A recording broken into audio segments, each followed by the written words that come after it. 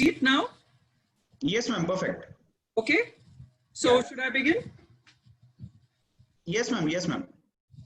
All right. So going back to, let's say, how did communication come about? What was, the way in which people communicated earlier on? And here I'm talking not about business communication or office communication, because that came about only after, let's say, the Industrial Revolution, when there were offices and so on and so forth. And at that time, but basic communication tools, you had things like, there were clay tablets, there were what you call posters which were put up, then there were signages which were put up, then of course the tools of communication also. So over a period of time, we have seen the way communication has evolved, and the way the communications has diverged into so many various kinds and types of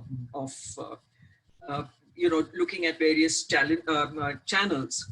Now, I'd like to just mention two very, very interesting stories where there was a problem because of a communication error. Now, just see how minor the error was, but what a great cost it was to the US government. So this was when NASA had launched its Mars climate orbiter, and the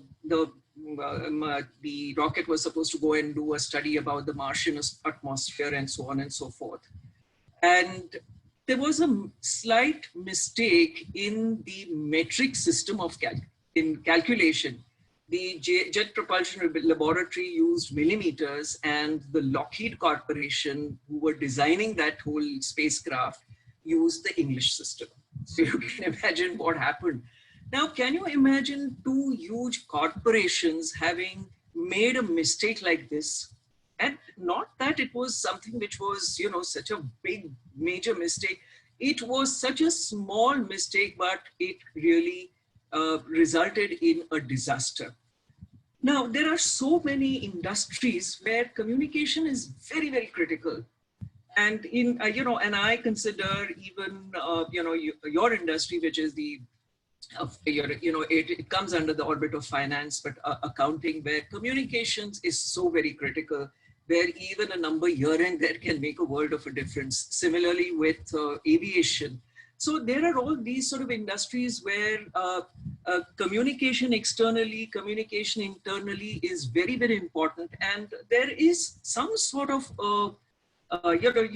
when we start communicating, we don't really apply, I would say, certain rules. We start just organically, and, we go on with the flow.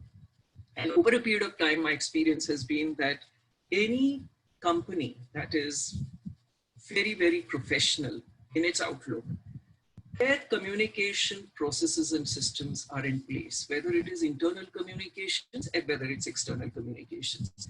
Just like what Zaure sir said, internal communications is not about sending mails to one another and so on and so forth. Yes, that is a very important part of it. But every company needs to have an internal communication strategy and, a kind of, objective. What is it should be? What is it supposed to do? Because it's not just about team building, or it's not about just what you call exchanging information. It goes far beyond that. Now, coming to the next story, it's about Yahoo. And this, I'm sure you all must be remembering. It was when I think this lady called Marissa Mayers, who was the chief executive officer. And at that time, the head of HR at Yahoo sent a memo to all their employees saying that work from home would no longer be an option. And I remember it became a major, what you call PR, public relations disaster for Yahoo. So if you see a memo which has been badly drafted, goes out, and it created a tremendous, very, very poor image of Yahoo as being a very poor company in terms of its employee, care for employee, and as a workplace. And you see, the thing was that, okay, if you don't want to have employees work from home, there is a way in which this communication could have been drafted, it could have been written, and so on and so forth. And, when they delved deeper into the reaction, there was a committee which went into finding out why did this happen and so on and so forth. They realized that the memo was very poorly drafted. It did not have any empathy. It was an extremely cut and dry kind of a communication which was sent out. So here is the head of HR who sends out this memo, and it gets leaked. Obviously, the first reaction was that employees was frustrated and therefore it must have been deliberately leaked out. And of course, not just it was an internal disaster in terms of the image, but externally also. I remember for days on end, there was so much of all this discourse about Yahoo happening on the digital platform, particularly social media, Facebook and Twitter and so on and so forth. And today, these platforms are fast and reputations can be torn to shreds within seconds. So a simple example like a memo can really create so much of damage. And then what does Yahoo have to do? It has to hire a PR agency to build up their image, to clean up their image, saying that it is not a company like that, because it has affected so much of it has affected their brand equity. So immediately the shares fell. Then of course it affected their prospective employee base, because you have to have a very good image if you want to draw top talent. And so much of this negativity which was built around Yahoo, and then it takes a lot of effort and a lot of investment into building up that image again. So these are very telling examples of poor communications.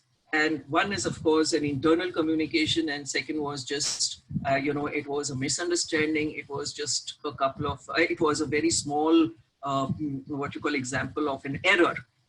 Anyway, so coming now to the next slide is, you might have a laugh. And I think gentleman before me mentioned about the SMS language or the WhatsApp language, which is, I have received messages. I have seen people sending messages like this. Now, this message, dear Mr. Joshi, was shown to me by one of my colleagues with a company which I was working with. And he showed it to me and he said, can you imagine, this is a bank sending him a message saying, send wife with letter to bank tomorrow. Can you imagine what the customer must have felt? And this is a bank, mind you. And then, of course, one is an internal message on email saying, is possible for sending samples of products to send to boss to send to the abroad?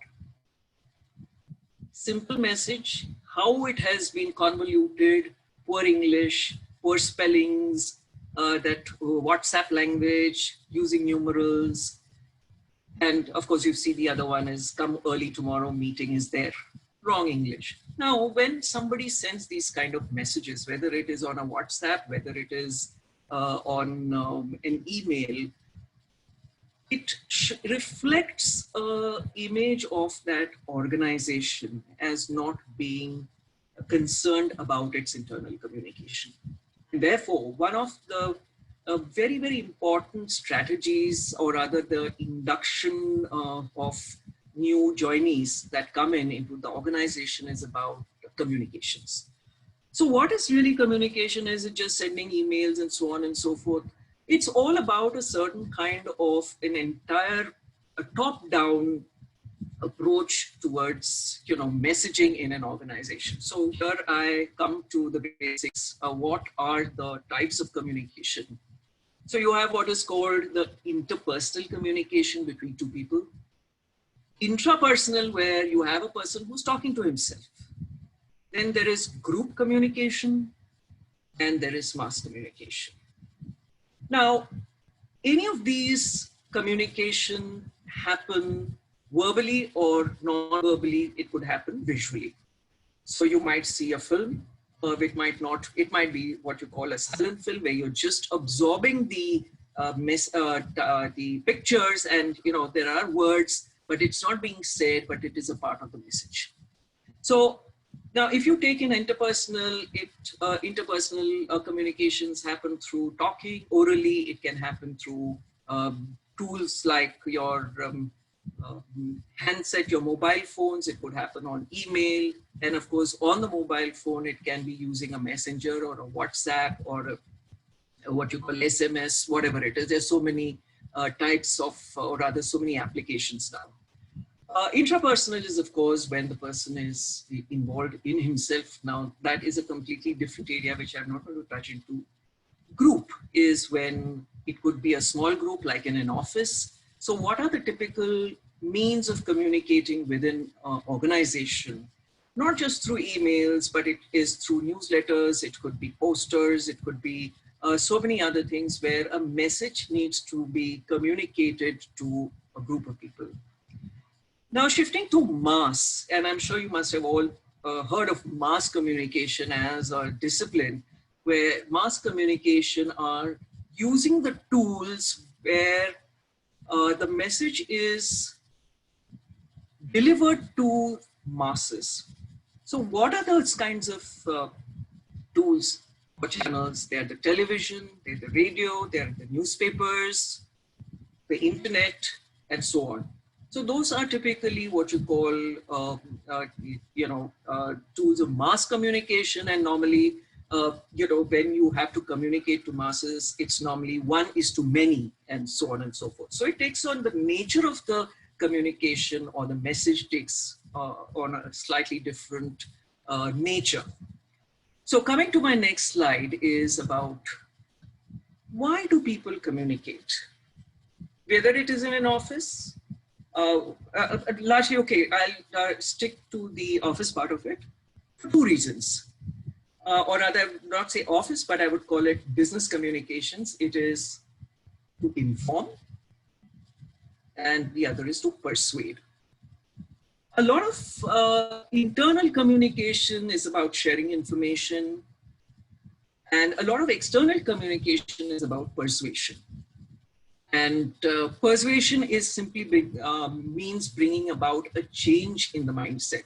So that doesn't, it's not a very strict, what you call application that it has to be only for external communication. A lot of it is done even internally. For example, if there is a new policy to be rolled out within the organization, it needs a certain amount of changing of mindset. It needs certain persuasion and so on and so forth. But when you see persuasive messages, they happen really on a mass scale. For example, if you take today the environment where the coronavirus is there, what is the messaging that is going on? It is making people, persuading them to adopt a certain kind of a new normal, new lifestyle, new ways of functioning, whether it is in their office and so on and so forth. And on the other side, information is all about giving information about the virus, the spread, and so on and so forth, which is being so basic. Two basic what you call fundamentals about communication. So now coming to the next, next question is, what makes communication effective, whether it is internal or whether it is external? One, it has to be very focused. You don't like to listen to ramblings, Today, what is the problem with all of us is that there is such an overload of information that our minds just close and we pick only selective messages. It's like watching the TV and you get fed up of seeing all those advertisements and so on and so forth. And then your mind picks up only what it wants to. So rather than having so much, you give only a certain message which is very clear and very focused. And this applies to all communications, whether it is internally or externally. Second, it has to be relevant. So if you see that little graphic that I have shown, it says What is relevance? It is about what you think is important and what interests people. So when it intersects, that whole area is called being relevant. You can't give an irrelevant message. You can't talk about travel and tourism right now at this period of time because it's irrelevant. So somebody who is planning to advertise about going overseas, it will be ridiculous. So that is about relevance, clarity. Now, here it's all about not using any jargons, like all those highfalutin, lot of business jargons which are used to impress and so on and so forth, because invariably, people see through it. And I'll give you a very simple example. Some of the big fours, they normally have this, what you call, it is their business strategy to develop new jargons. So it would be about, something called enterprise resource planning or this or that, whatever it is. So what happens is that everybody is scrambling to do that thing. So then you suddenly realize, oh my God, it is not all that, so very complicated or complex. It's very simple. So clearly there should not be any jargon because that's where your honesty and your simplicity shines. Avoid acronyms. Acronyms is, when you shorten any message into just the alphabets. Don't be ambiguous and don't be abstract. So within, let's say, in internal communications, business communications, this is very much recommended, having clarity. And of course, everybody loves storytelling. So your communication has to be engaging. It has to be very, very strong. Now, just a little, example I'll give you, because I have interacted with somebody who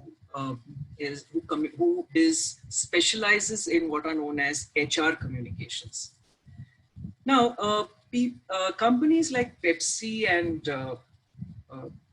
ITC and these big multinationals, they have their huge HR departments, and the HR departments hire specialized communication agencies to develop employee engagement communications. To give you an example, now the company wanted to send out, this was Unilever, Hindustan Unilever, they wanted to send out a message throughout their entire organization that we encourage whistleblowers to come up and tell their side of the story. Now, do you send a mail to everybody saying that, dear so-and-so, we have a policy of encouraging whistleblowing? Now, this kind of a mail which is sent will be a complete no-no, because it will not have the desired response. You want a response after that. You want people to get excited. You want people to keep it in mind that this is a company that will take care if you want to spill some beans. So they created an entire campaign of how to be a whistleblower without having the fear of being called out. That was a simple example. Then they came up with another, a campaign when they wanted to announce awards and so on and so forth. So this is almost like internally you are selling your own company. Selling is a very strong word, but I would say you are promoting your company in a very engaging way. And, you don't send out very, very dry, boring emails or messaging. Don't put up boring posters, which, people are not interested in. They lose interest, but make it engaging. And all these big companies, they invest a lot of money into, I wouldn't say money, but I would say invest into resources. It could be an internal resource also to develop internal communications, employee communications, etc. So now coming to a little bit of science, I would say more of a theoretical base as to a communication model. And this becomes important for two reasons. One is when the message is not understood. So I'll just explain to you. So and I'm sure some of you all may have even seen this.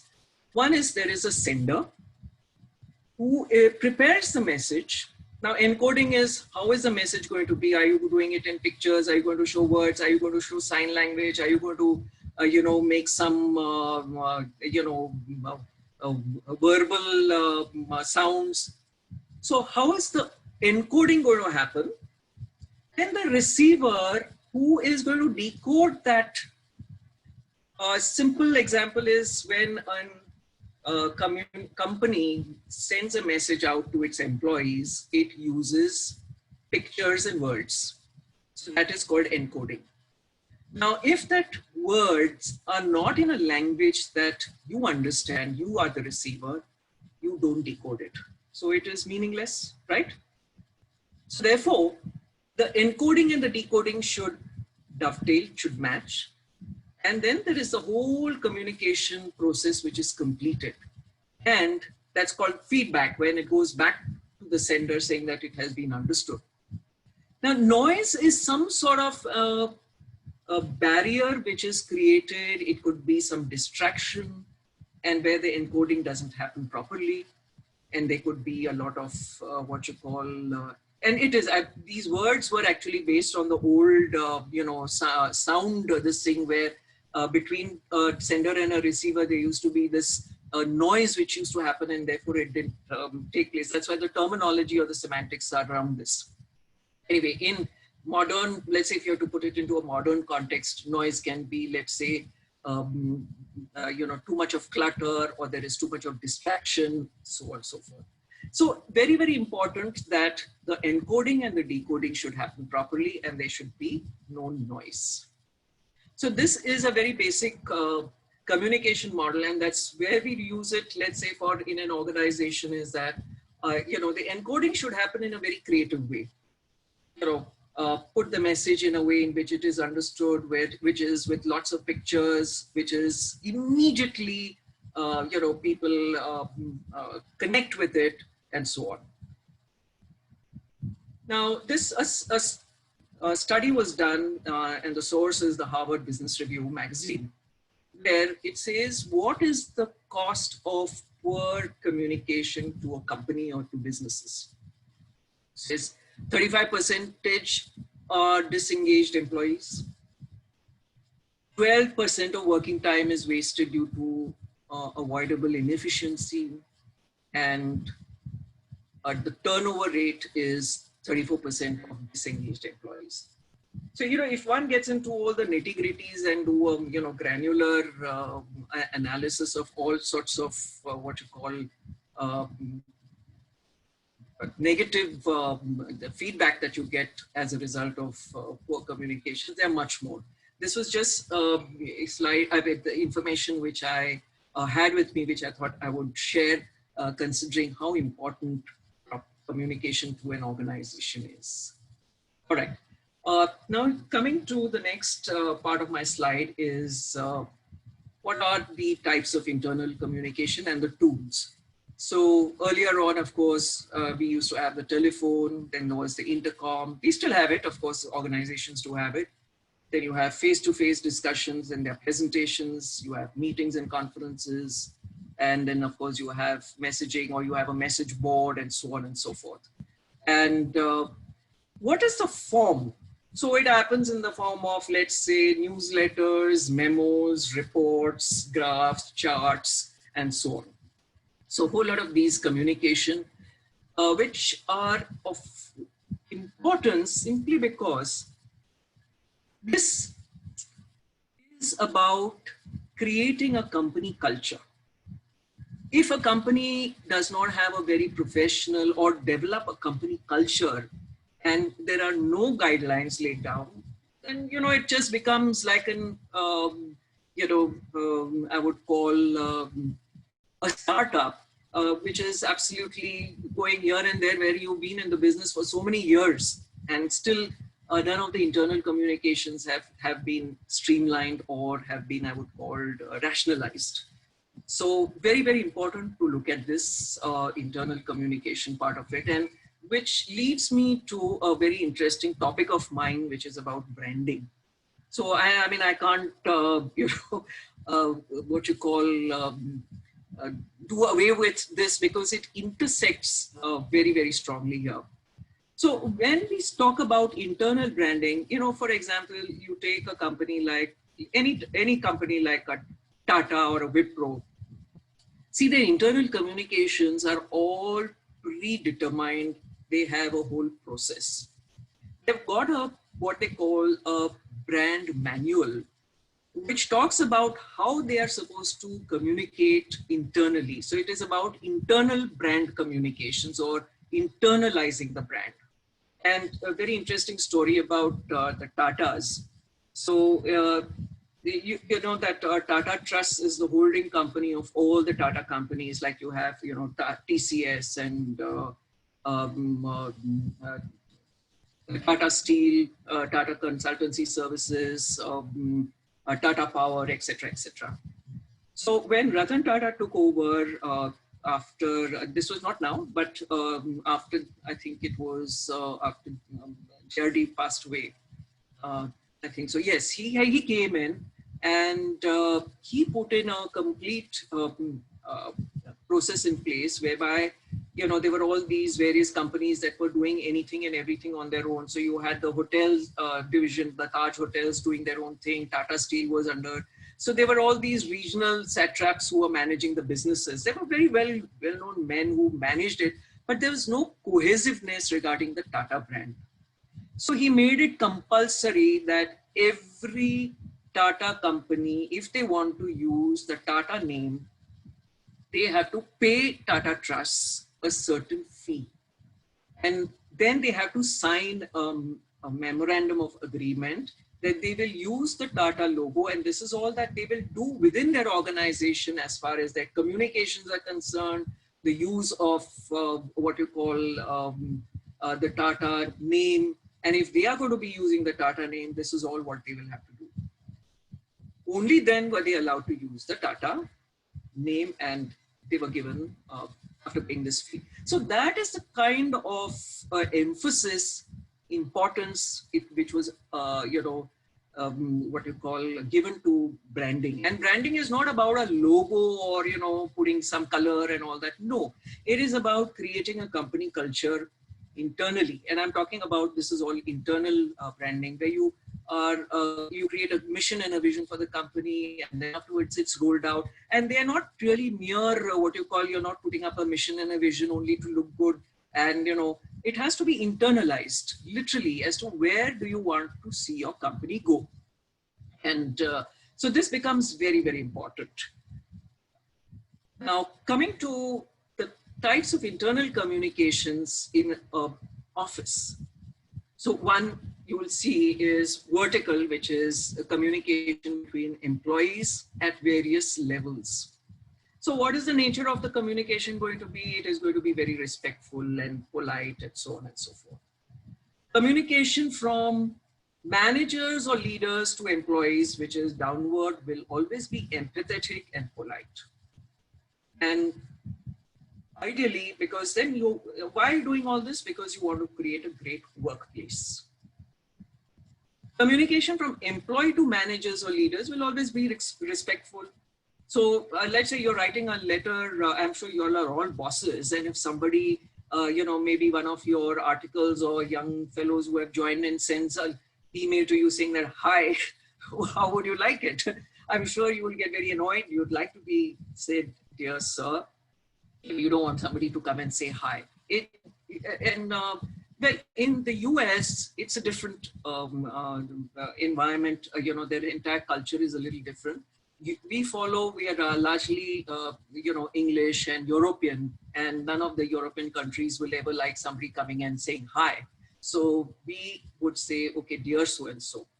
And of course, you have horizontal communication between individuals on the same hierarchical position where we are going to be friendly and polite. So again, we are, not going to be doing, jhappis and all that kind of a thing. We are going to be polite. I'm talking about business communication internally. Well, on WhatsApp and so on and so forth, it can be, any sort of, which is outside of the organization or, let's say, the business environment. So the moment one has identified that these are the kind of communications, then we set certain standards. Okay, how is this going to be the tone of voice of, let's say, communication between employees should we start with a dear sir and so on and so forth. I'll come to that in a little bit regarding how, when you communicate, what is it that you really need to add into it. Okay, so now for me, it is very important that anything regarding communication has to have a top-down approach. So until and unless the most senior person is what you call invested into building a communication, good communication culture, it will not. I'll give you a very simple example. Azim Premji of Wipro. See, he has always been very, very, I would call, marketing driven. And he was very concerned about the image of his company. So when they changed Wipro was, as you know, Western India product, and they were, into trading of oils and so on and so forth. And then into all those commodities. And then they started, making soaps and things like that. And then afterwards they went into hardware. That was when the time when the computers had just started coming into India and all that kind of thing. So they went and they had a company called Wipro Peripherals and so on and so forth. So at that point of time, and then slowly they were moving into the what you call the IT.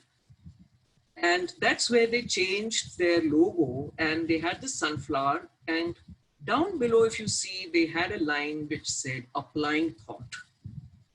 Now, why did they do it? Is they wanted to change the perception of Wipro, not as a company that is into commodity trading, not as a trader, but as a company which is a thinking company. And that is the reason why they had that line, applying thought.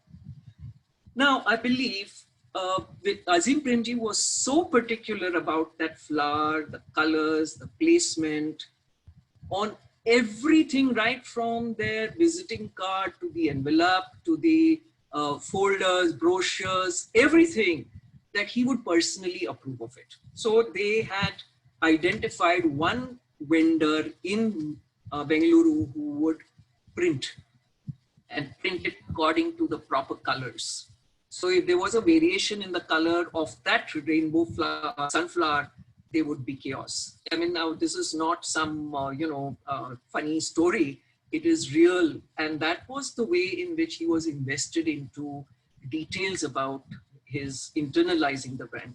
So just a small example of how, if the senior management is invested into developing an internal communication strategy. So what are the benefits?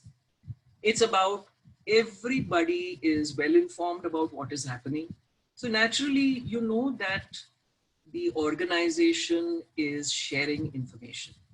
So you create less opportunity for creating gossip or grapevine.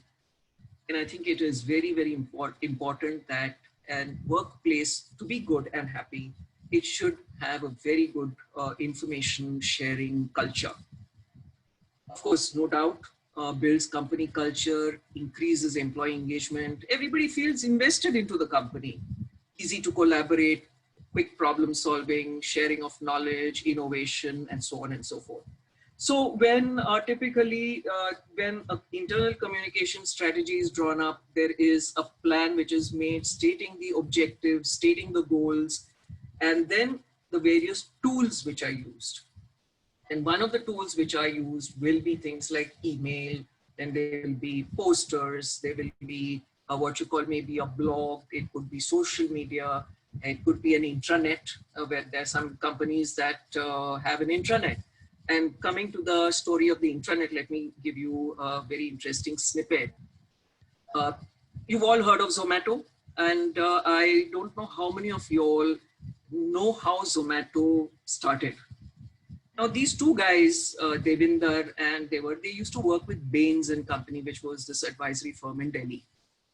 And they used to have, that Baines Company used to have an intranet.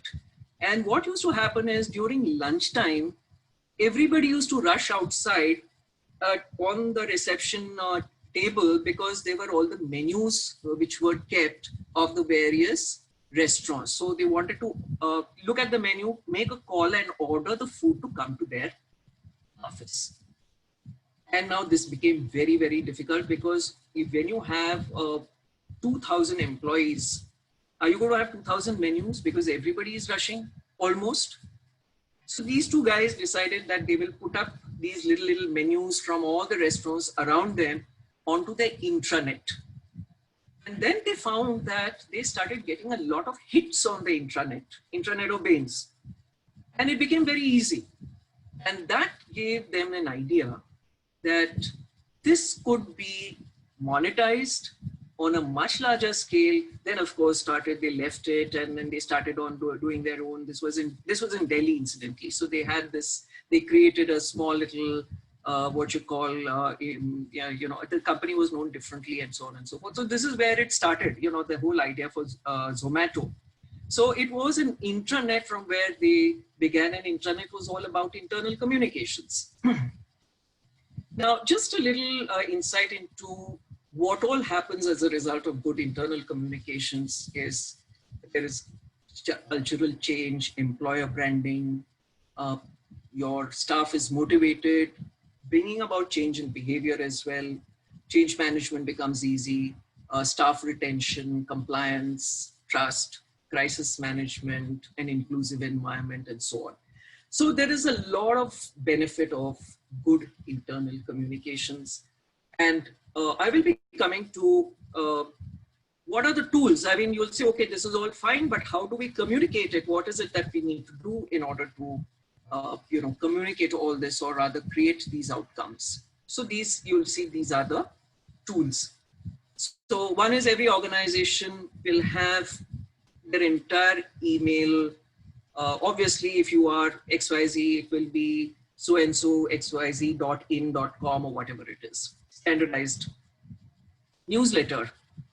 Now I'm talking about an internal newsletter. I'm not talking external. Always nice to have. It doesn't have to be elaborate. It's about, even if there are, minimum 20 people, have a newsletter which talks about the various nice happenings about, your colleagues and so on and so forth. Normally it's the HR people who look after this. Then video conferencing is an intranet which I talked about, a mobile app. Some companies are now using mobile apps as well for internal, particularly the larger companies which have huge number of employees. Chats and forums, social media, recognition and rewards, and then other things like you will put up a lot of posters, you will have a bulletin board, you'll have your lobby areas which can be all done up nicely, and so on and so forth. So these are some of the internal office communication tools, and this was, this has been for the year 2020. All right, so now coming to my next, I hope I am in time, Karan. Am I exceeding time because I haven't looked at the time? Ma'am, it is 5:05, just you can continue. Okay. Yes, ma'am. Right. So coming to my next subject, we talked about internal communication to a great extent, and now I'd like to talk about external communication. And external communication, I'm restricting it to client communication because that is what you all had identified. So before that, I want to tell you a very interesting story about the post-it notes, because this is to do with office communication. So the post-it notes is a product of 3M, right? And I don't know how many of you all know how it originated. It's an amazing story of how the post-it notes originated.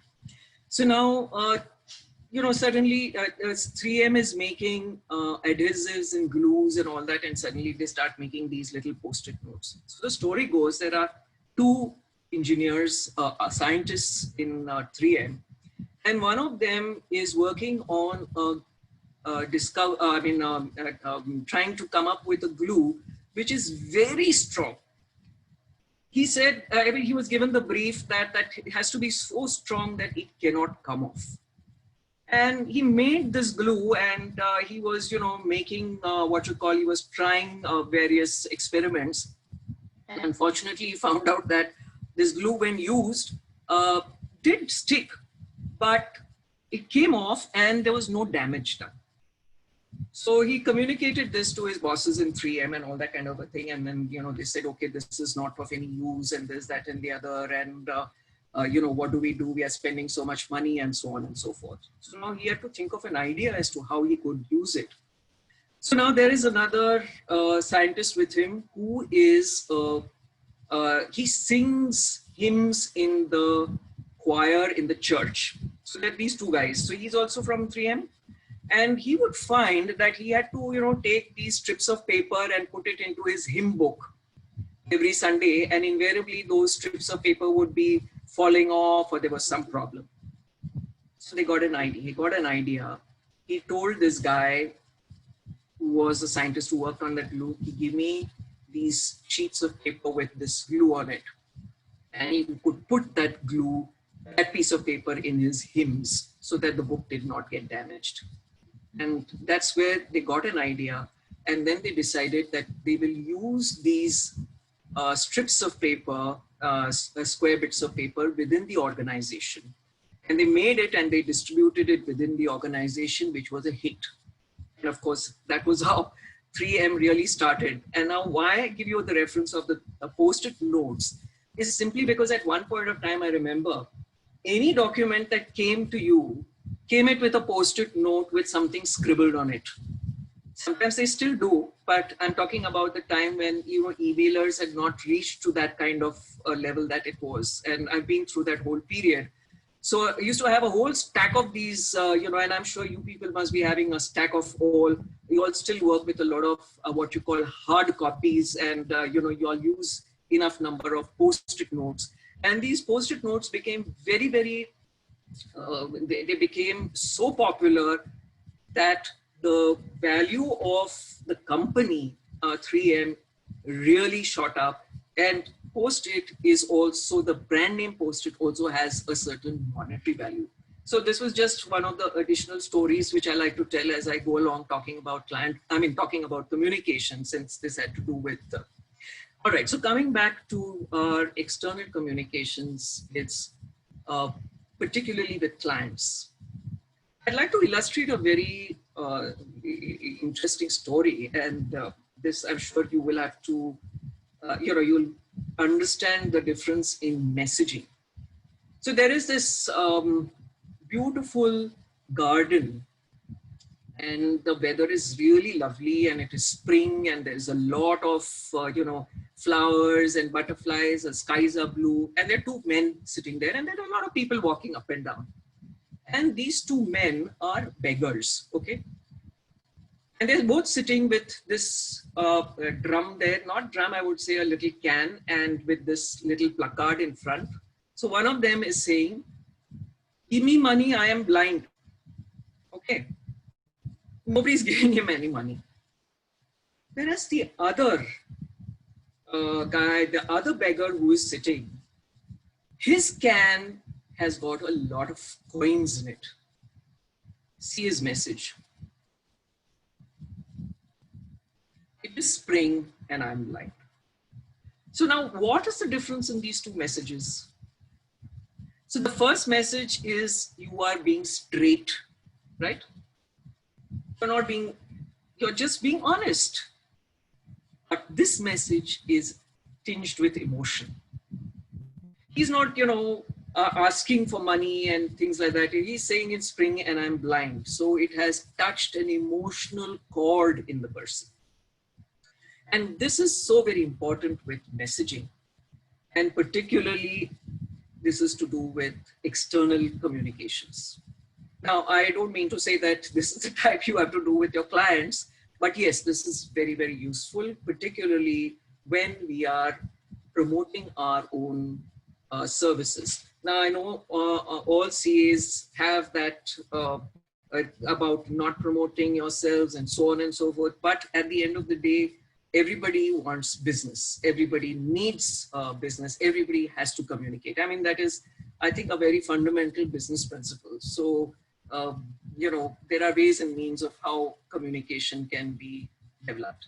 All right. So what kind of client communication should be?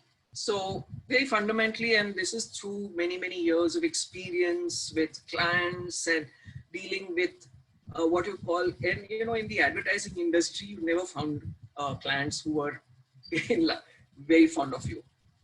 Clients hated you because you asked. Every a lot of companies believe that advertising agencies were out to make money, and they never believed in advertising as an investment. They always looked at advertising as an expense. And in those days when I used to talk about brand building and all, it was something like voodoo. They never really believed anything about branding. They said, we don't need to do any branding, we don't need to do any advertising, because we are doing so well anyway. So transparency, be very honest, empathetic, self-aware, contextual, and flexibility. Some very basic principles in in the communications. Be flexible, make it, keep it to the context. Be self-aware, very, very important, and empathetic in whatever communications that you are having with the client. So now, as Zabri sir mentioned earlier, he says, what do clients want? It is, now I'll give you my example. When I used to run my business, I'm very sorry to say, but, very, very early in the days when I started my business, I have no idea about accounting. Okay. So my accountant asked me, he says, what about capital? So I said, what do you mean by capital? And, to tell you frankly, I only knew in my industry, capital meant capital letters, lowercase, uppercase. So it was, that sort of ignorance. So what is it that a person like me, or let's say any other business, want from their CAs, auditors? And rather than just being, very, very reactive, there's a great amount of proaction that is required. And of course, everybody wants to be compliant in time, without any, what you call, penalties, and et cetera, to pay. You want to be well informed. Knowledge, very, very important in today's world. Knowledge and advice. So I think in many ways, CAs and auditors need to have a certain kind of, the approach of being, let's say, literally like, more of advisors. And how today with the use of technology and automation, and I think you all are in such a great position to harvest data, information and insights from your data, which is where data analytics comes into place. And I would say that these are going to be, let's say, the future of what clients are going to be expecting from their CAs. They're not going to look at CAs and auditors as some, doing some menial work and some commodity work and all, but really as a partner, because these are so very, very important. And therefore, very necessary then for the CAs and for the entire domain to behave in response to needs of the clients. So some of the golden rules that over a period of time that I have, let's say, learned the hard way also, how you speak, so tone of voice. So it says that it's not what you said, but it's how you say it. So that becomes very, very important. Be always very friendly. Say no the right way. Nobody likes to hear a no. And this I have heard my clients, the moment I used to say no, I cannot do it. Oh my God, the house used to come down. There used to be fireworks. There used to be terrible, there used to be so much of angst just because you said no. And particularly in my industry, which was the advertising industry, no was never a word which was used by anyone. So various ways of saying no, and then we became very clever and started, saying no, but in a very polite way where you did not really upset the apple cart. Then active listening. Please listen to your clients attentively and then respond. So full attention, listen to, and you will be surprised the amount of little nuggets of information and insights you will get if you are listening quietly and with full attention. And very often I've seen meetings where the person is not listening fully, is at, busy fiddling on the phone and looking at messaging and all. So there is a great deal of irritation that happens as a result. And this is not something which not some big discovery. It is there for everybody to see. These are the fundamentals which you'll get on the internet as well. So they call it the 4 C's of communication: clear, concise, complete, and correct. And I mentioned purple prose there, which is don't be flowery or too elaborate or, draw excessive attention. Be very crisp, as they call business-like in client communication, particularly when we are doing formal communication. Then coming to speaking their language, what are the kind of words that business uses, you be aware of it. Then make things easy for your client, because I have known the hard way that if you made the client feel foolish, they would get very angry with you. So I used to look foolish instead, and I made it easy for them to sort of feel that they were they were well distinct about their subject. And always say please and thank you. These are basic etiquettes. And I'm not talking in person. I'm talking, this is all in writing as well, in mails, so on and so forth. In whatever communication that you're doing with clients, particularly on email. Of course, there is what you call a pipeline, a communication pipeline with clients, which I will come to. But, these are basic etiquettes. And like I said, it reflects your company's culture at the end of the day, because then you know that any information that is coming from that company has a certain kind of quality to it, and there is a certain image that the company builds up, or the firm builds up about itself. Prepare before every meeting so that you what you call when typically client meetings, very, very important. So preparation, and even prepare them, because, you send them a set of questions which you can ask them so that they don't feel that they have not prepared. And I would suggest that you also be informed and ask the right questions, because all this is then going to be put in and summarized in a report, which has to go off to the client. Very, very important, whether in the form of minutes, whether in... So a lot of time I noticed that no minutes of meetings are ever sent.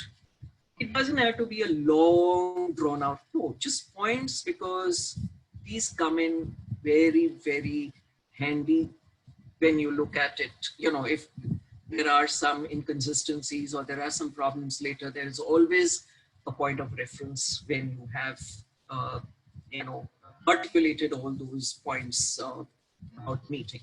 And of course, I am extremely allergic to spelling mistakes, bad punctuation, as the gentleman before mentioned, where a comma here and a full stop there can make all the difference. So very, very particular about these things. And I do find that the younger generation is a little lazy about looking into this aspect of it. One doesn't have to have kings and queens English and all. It just has to be very simple written English. And today we have the tools. Immediately you get alert, or you get that red mark, underline mark, which says there's a spelling mistake, etc. Of course. Now, coming down to one of the major issues about writing emails, and this is, I would think, to be a very, very important area, because most of our communications today, written communication with our clients, happen on email. And how an email should be written. First and foremost, we must know who the audience is, senior hierarchy wise, who is it a junior, so on and so forth. Not that you're going to be, being friendly with the junior, but the audience is very, very important because it will determine the tone, the formality, and the content of the communication. So you don't want to write one big essay to a CEO who has no time. And what is the purpose of the email? I mean, it should not be 10 different things. It should be just one. Second, they should be brief. They should look professional. And therefore I have, given some points, the use of proper fonts, the size of the text, where to use italics. This becomes very, very important because it is about the look also. And the look is the first thing that somebody notices. And they'll form an image. And you will get emails in 10 different types and bold and fonts and italics, and it becomes very difficult to read. So, when they say you look corporate, you look professional, is because there are certain design or rather certain aesthetics which are followed by using certain kind of fonts. So, you have what are known as sans serif fonts, keeping standardized. And in big organizations, let's say like Tata's and all of them, they standardize it for all there. So if you take a presentation, let's say, which is made on PowerPoint, made by the HR and made by the marketing department, the layout or the template will not change. It will be the same. Which means if you see this layout, which is of our company, you will find UJ logo at the corner, then there is that one line and there's a blue line. So this is standardized and it is used by all departments across. So this is one example. So similarly with emails also, all it's standardized as to what is the font that is going to be used, where to use bold, how to use the bold, and please don't use underline because it serves no purpose. And please avoid all caps because it looks ugly. So, these you'll always find mails that come from foreign, no, I'm not talking foreign, I'm talking about multinationals, big companies, big Indian companies and all are very, very professional looking. And things like your text color, alignment, the kind of numbering that you're going to be using, bullet points, then your indents and so on and so forth. So all this adds to the aesthetics of an email. And of course, very, very important is how do you start? So you start with, let's say, a greeting, good afternoon or whatever it is, greetings. So then dear so-and-so, preferably don't use first names. And then there is, if you're sending a mail for the first time, the opening line should refer to how you connected. So let's say this refers to our meeting at the event or whatever. And there is something called call to action, because at the end of it, you must tie the recipient down to what action that person should be taking. Internal or whether it is external. So even if it is to a client, you would expect, client is not going to send you feedback tomorrow, but you are giving him a reason to take action. And of course, closing message with a thank you for your time. I look forward to your response.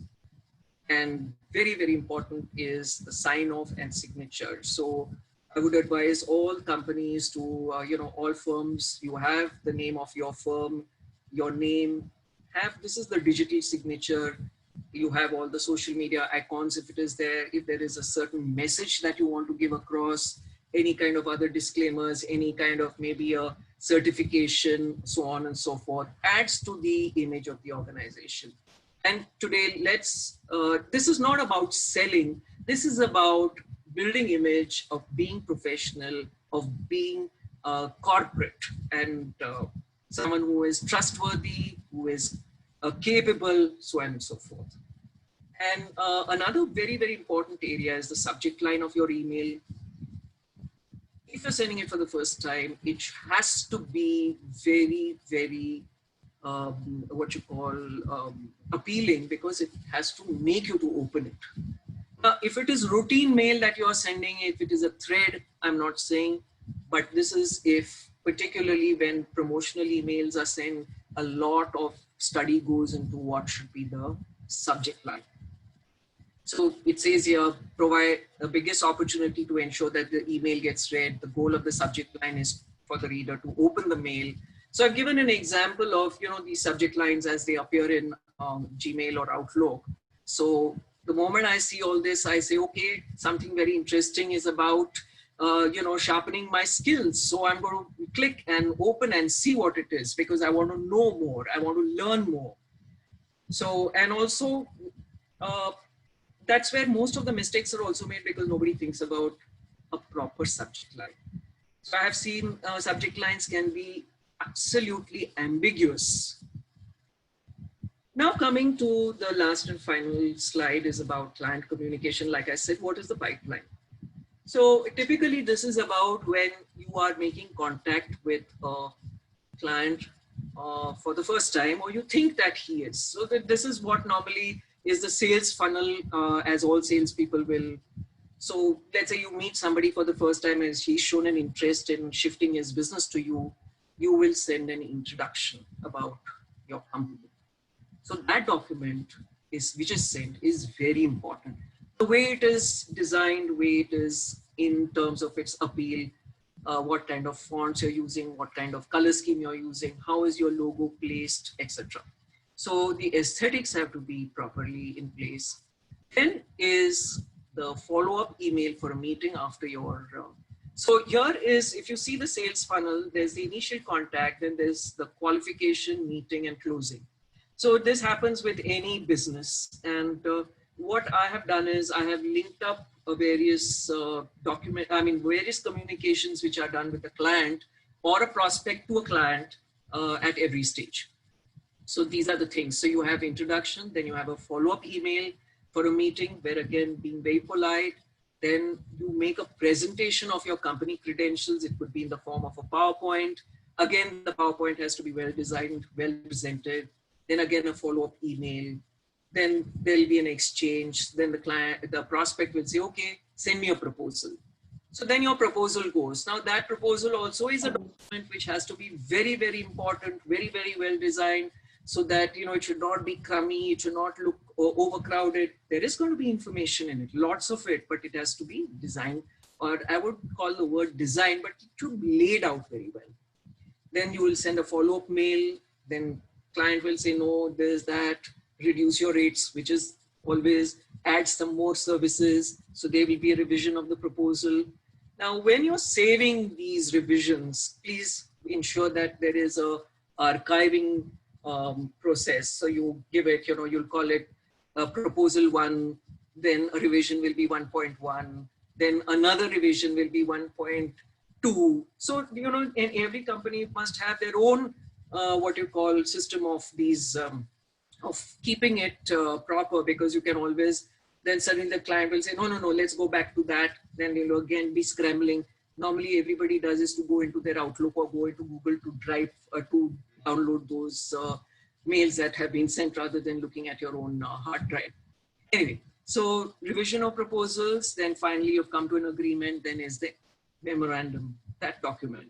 Again, very well presented, language should be clear, clean, where your grammar, everything is neat and very, very, what you call, not just appealing to look at. Of course, the content and all has to be, without any mistakes and all. All signed, dusted, done, then begins the relationship with the client. That doesn't mean you're not going to communicate to the client. Then is about sending them information regularly, not in a way in which they feel threatened, but let's say now, for example, there has been some change in some income tax return filing dates. So you will send a mail to your client saying that this is what has happened. So the way that is sent should also be very, very appealing. Then maybe there is some new, particularly now, last week they announced so many, what you call the the financial package that was announced. There were so many things which were of importance to all our clients. So you have to send out all that information to them, not in the way it is overloaded, but what I call just bullets, so that they are aware.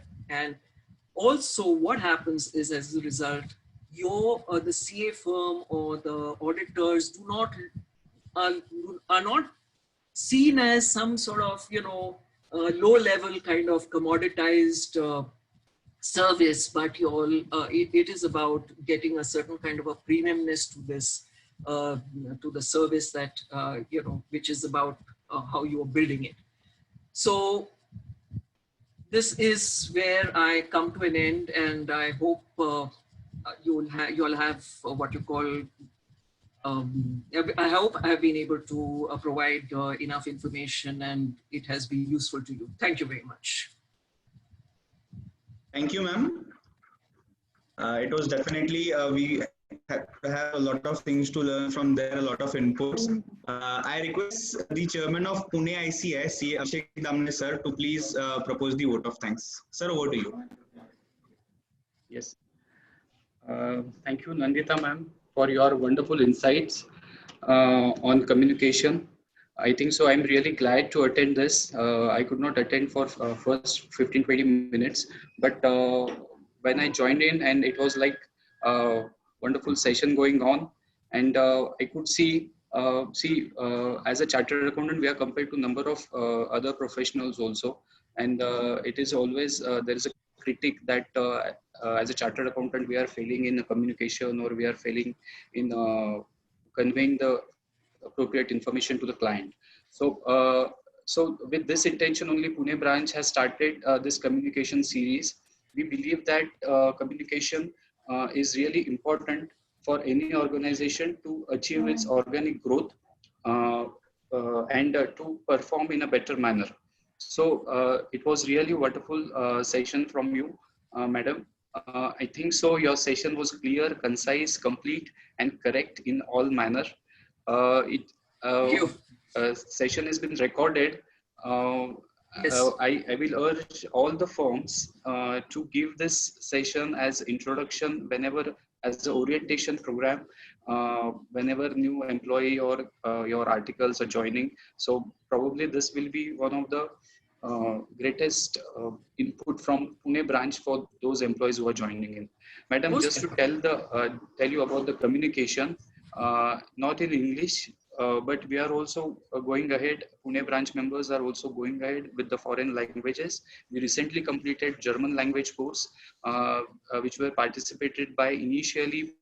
Participation was there from 27 members, and they are now, at least they can give their introduction in German language. They can communicate a few sentences in German language. So 1/3 of first level of German language Wow. we tried to cover, and the response was fabulous. We have good testimonials also on that. So this is what we are going on the part of communication. Yes, yeah, I'm sure your session will help us to build image, to build proper network with the client and achieve its organic growth. Thank you so much, ma'am, for joining in. I also welcome next speaker, CA Mingnan Dungarwal. My Zavre sir is also here. CV Chitrai sir, very good evening to all of you. Yes. So, and thank you so much, ma'am, for accepting our invitation on really last moment. I can say It was my pleasure. It was really nice of you to accept. Yeah, to accept it just one day prior to this session. So it is. We are really glad to have you. Thank you. Thank you for being such a wonderful audience. And thank you, Nandita, yes, for nice deliberations. Actually, I passed out in 1973. At that time, there was a say that a chartered accountant knowing everything is not able to talk on anything. An MBA knowing everything, not knowing anything, talking on everything. yes. Now this is wrong. Actually, communication is very important.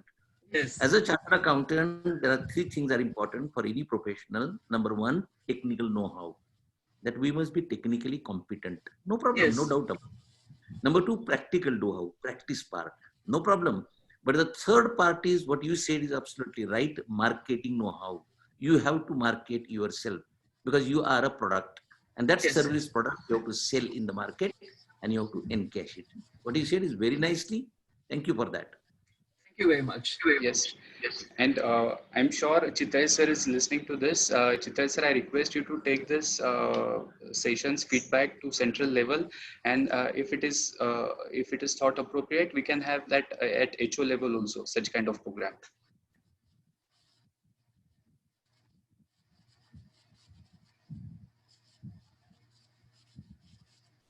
Yes. So so I now welcome Meghnan Dungarwal. Thank you, Abhishek. Yes, he's going to take us through another interesting topic on business communication only. He's going to take us through making professional impact, preparing and presenting effective advisory reports, consultation and training. So Meghnan is as a business coach. He's an inspirational and motivational speaker. He was initially working with SKP, and he's now sort of into coaching, and as a advisor also he's playing so many roles other than being a corporate consultant. Yes, we welcome you, Meg, for this session. The the first day we thought about this session was one of your name. Your name should be there in this as like as part of communication, we thought, and thank you for accepting our invitation. So I request you to please proceed with your presentation. Thank you so much, Abhishek, for the invitation and for a very crisp and brief introduction. And I really loved the way you introduced me, Abhishek. Okay, so first of all, let me give all our respect to our Zavre sir, our Honorable Zavre sir, Chitle sir, all the seniors in our profession who are present right now. Good evening to all, and all my friends here who are present. Special thanks to Karan. He was behind me to make this happen. So Karan, kudos to you. And again, special thanks to everyone here being present, taking out time. This topic is so crucial. Zavre sir was mentioning about the role of chartered accountant. And I really liked, sir, Zavre sir, the way you mentioned 3 types of know-hows. One, technical know-how.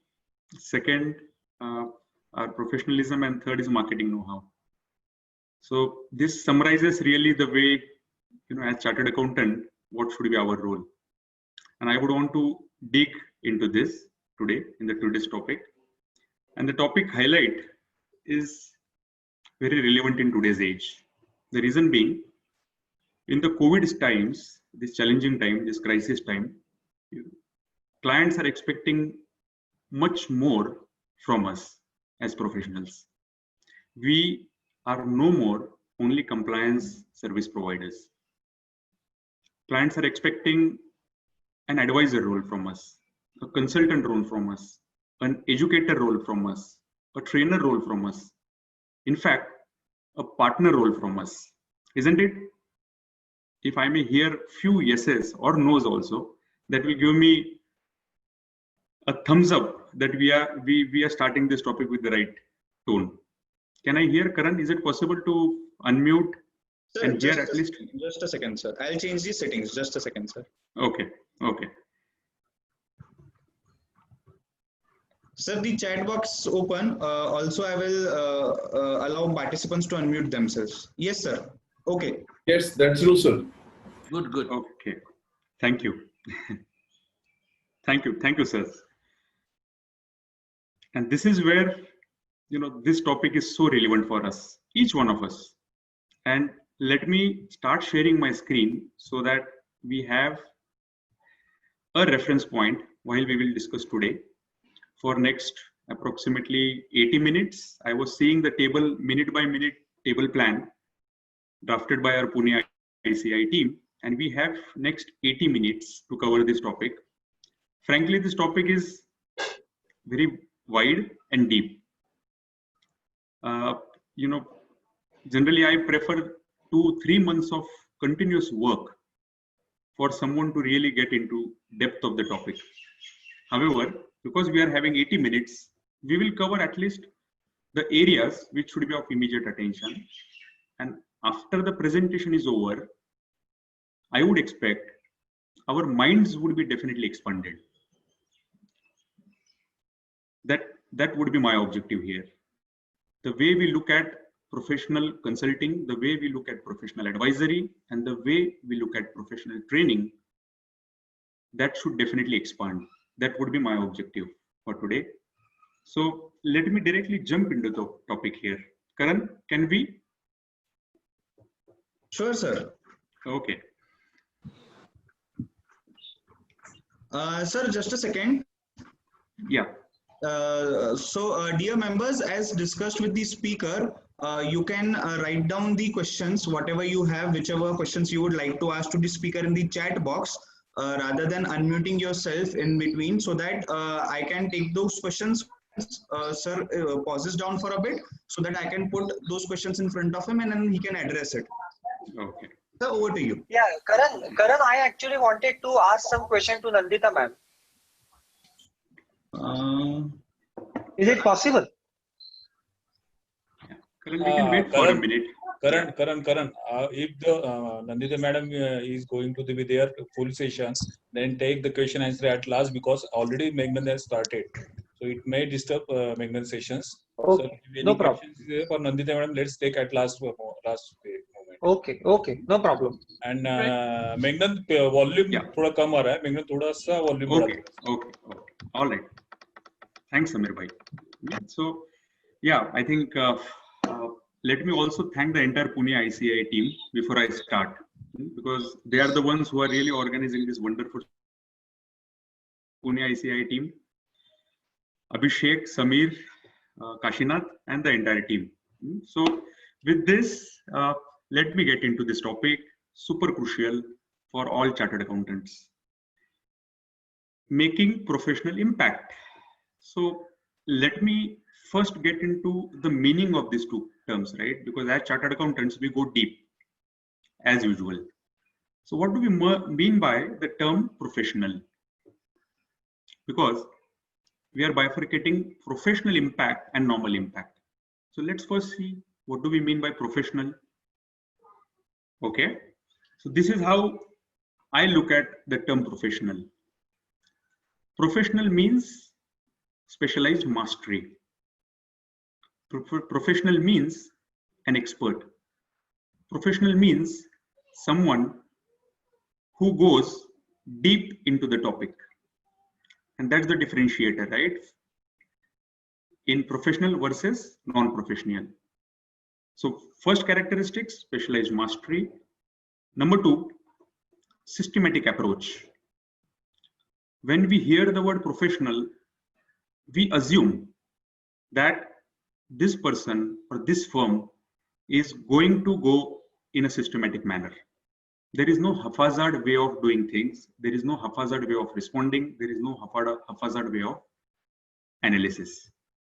Systematicness is our hallmark.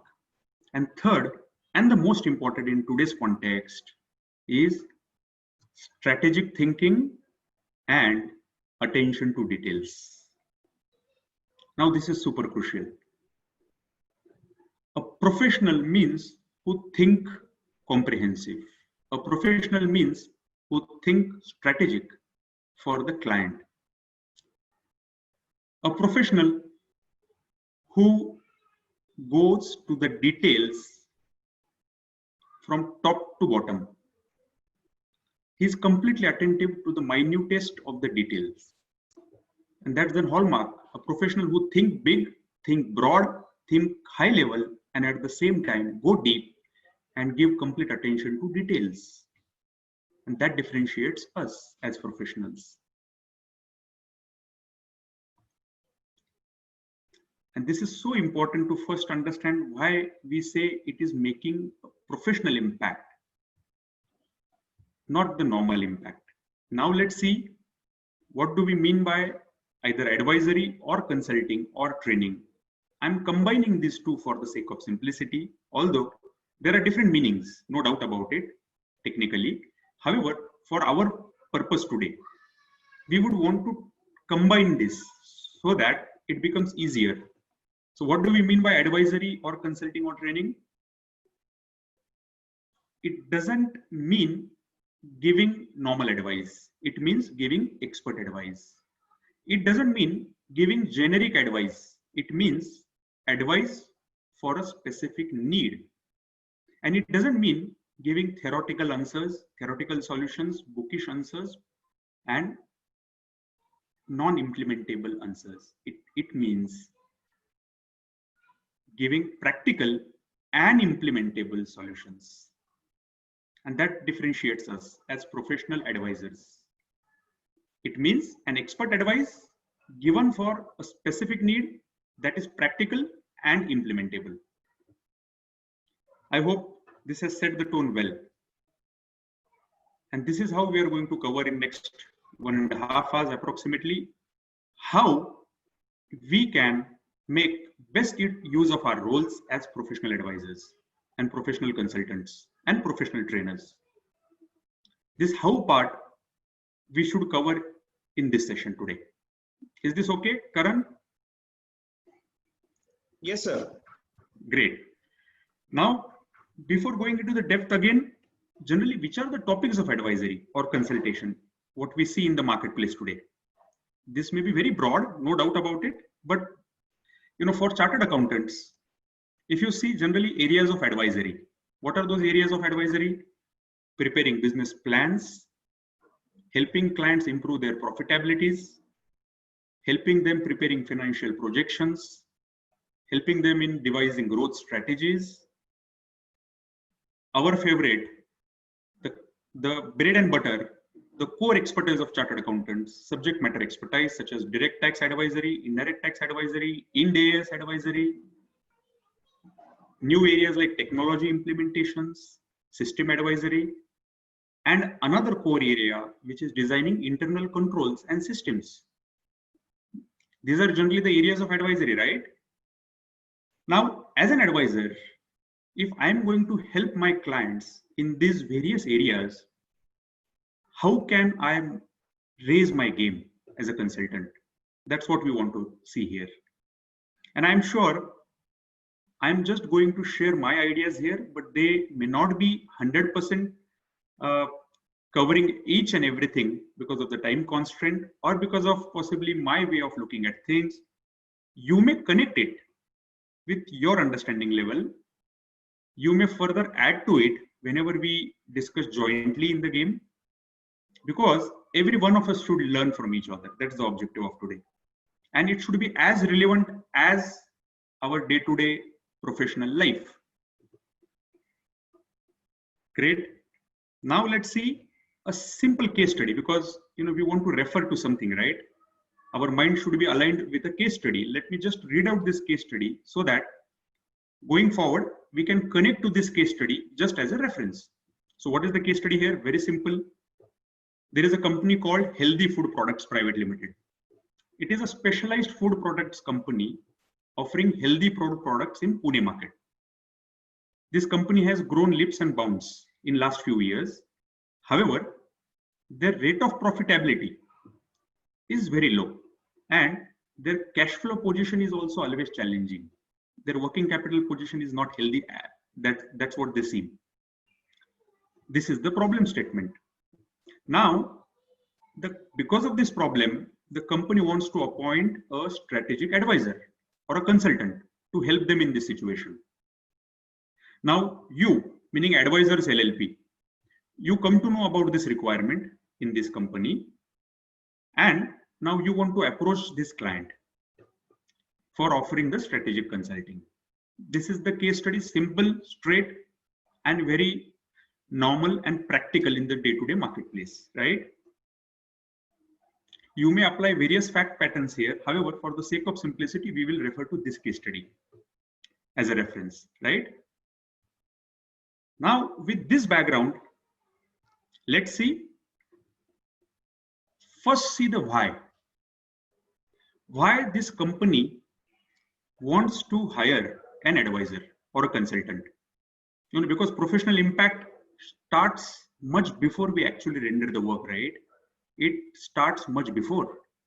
And therefore, we need to know the why a company appoints an advisor or consultants? Because once we know the why, it will be helpful to understand what should be our role as a consultant.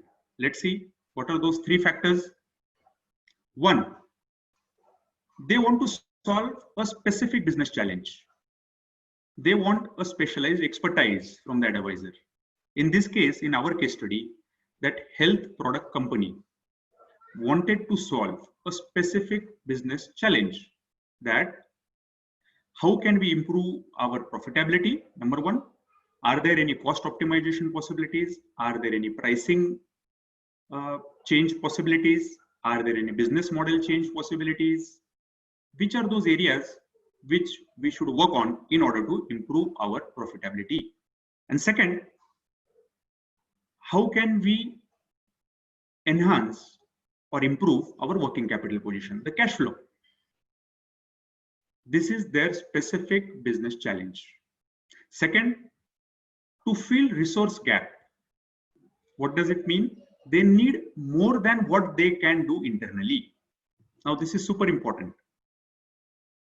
The clients do not approach consultants or advisors for their routine problems, number 1. Number 2, even if they approach, they expect more than what they can do internally.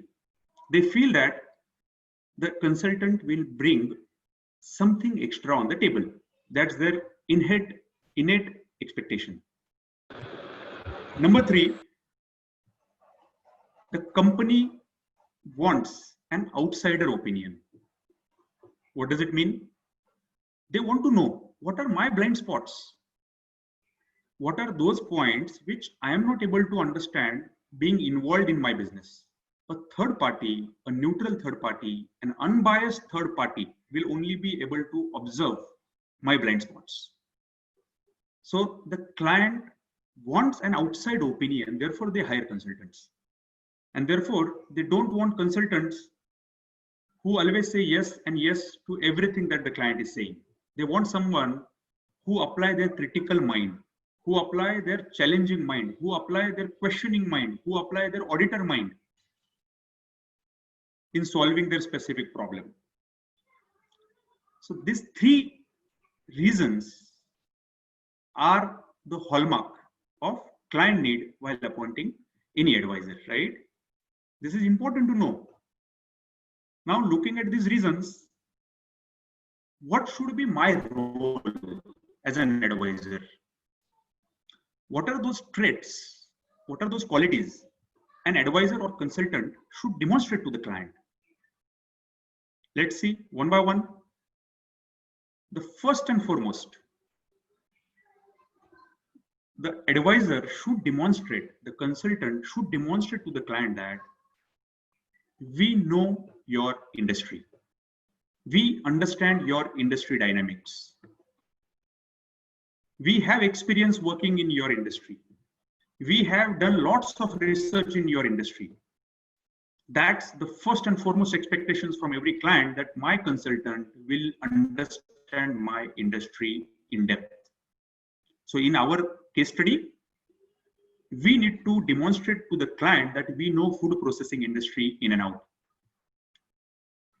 Then the second expectation, second trait, of course, the knowledge of my client's business. If my client is a manufacturer, I should know how a food processing company, a food manufacturer company operates. What are their operations? What are their day-to-day activities? What are their value drivers? What are their business challenges generally? These all questions I should be knowing in order to demonstrate that, sir, we know your business.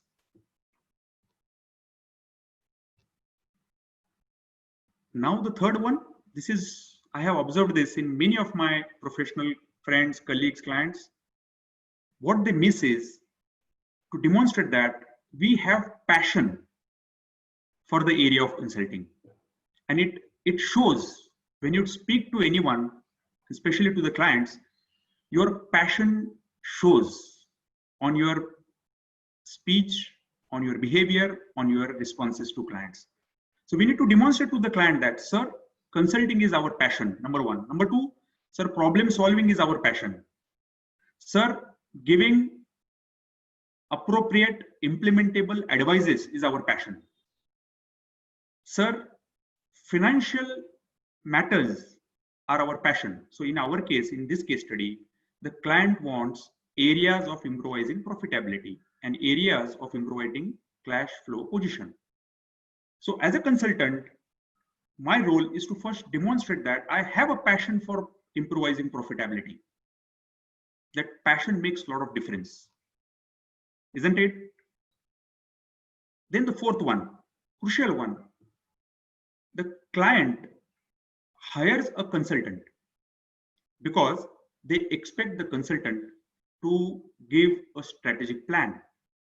They expect the consultant to act like a strategic advisor, not a transactional advisor, not a routine advisor. They want that consultant will apply his strategic mind. He will apply his mind of connecting the dots. He will understand the impact of one area on the other. Say, for example, in our case study, the client will expect that the consultant will apply his broad-mindedness by giving only those recommendations which will increase my profitability as well as keep my brand value intact, which will improve my cash flow position, at the same time help me serve my client customers better. So the consultant will connect the dots well.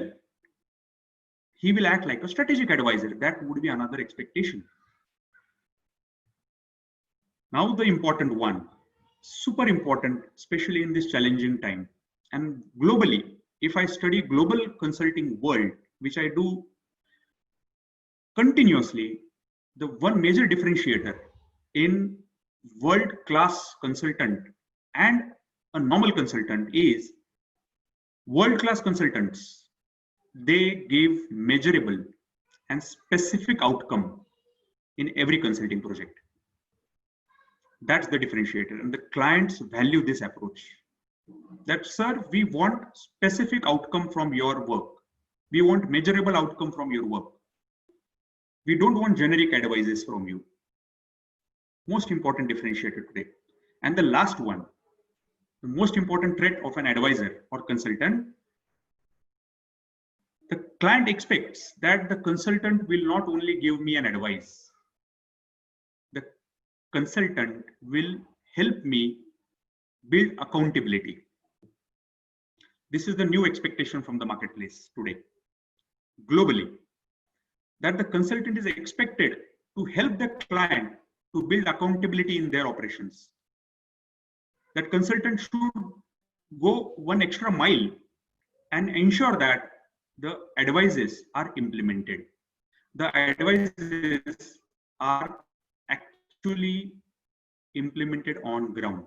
That's a new expectation from all the consultants these days. So the client wants us to hold the client accountable for the implementation and results.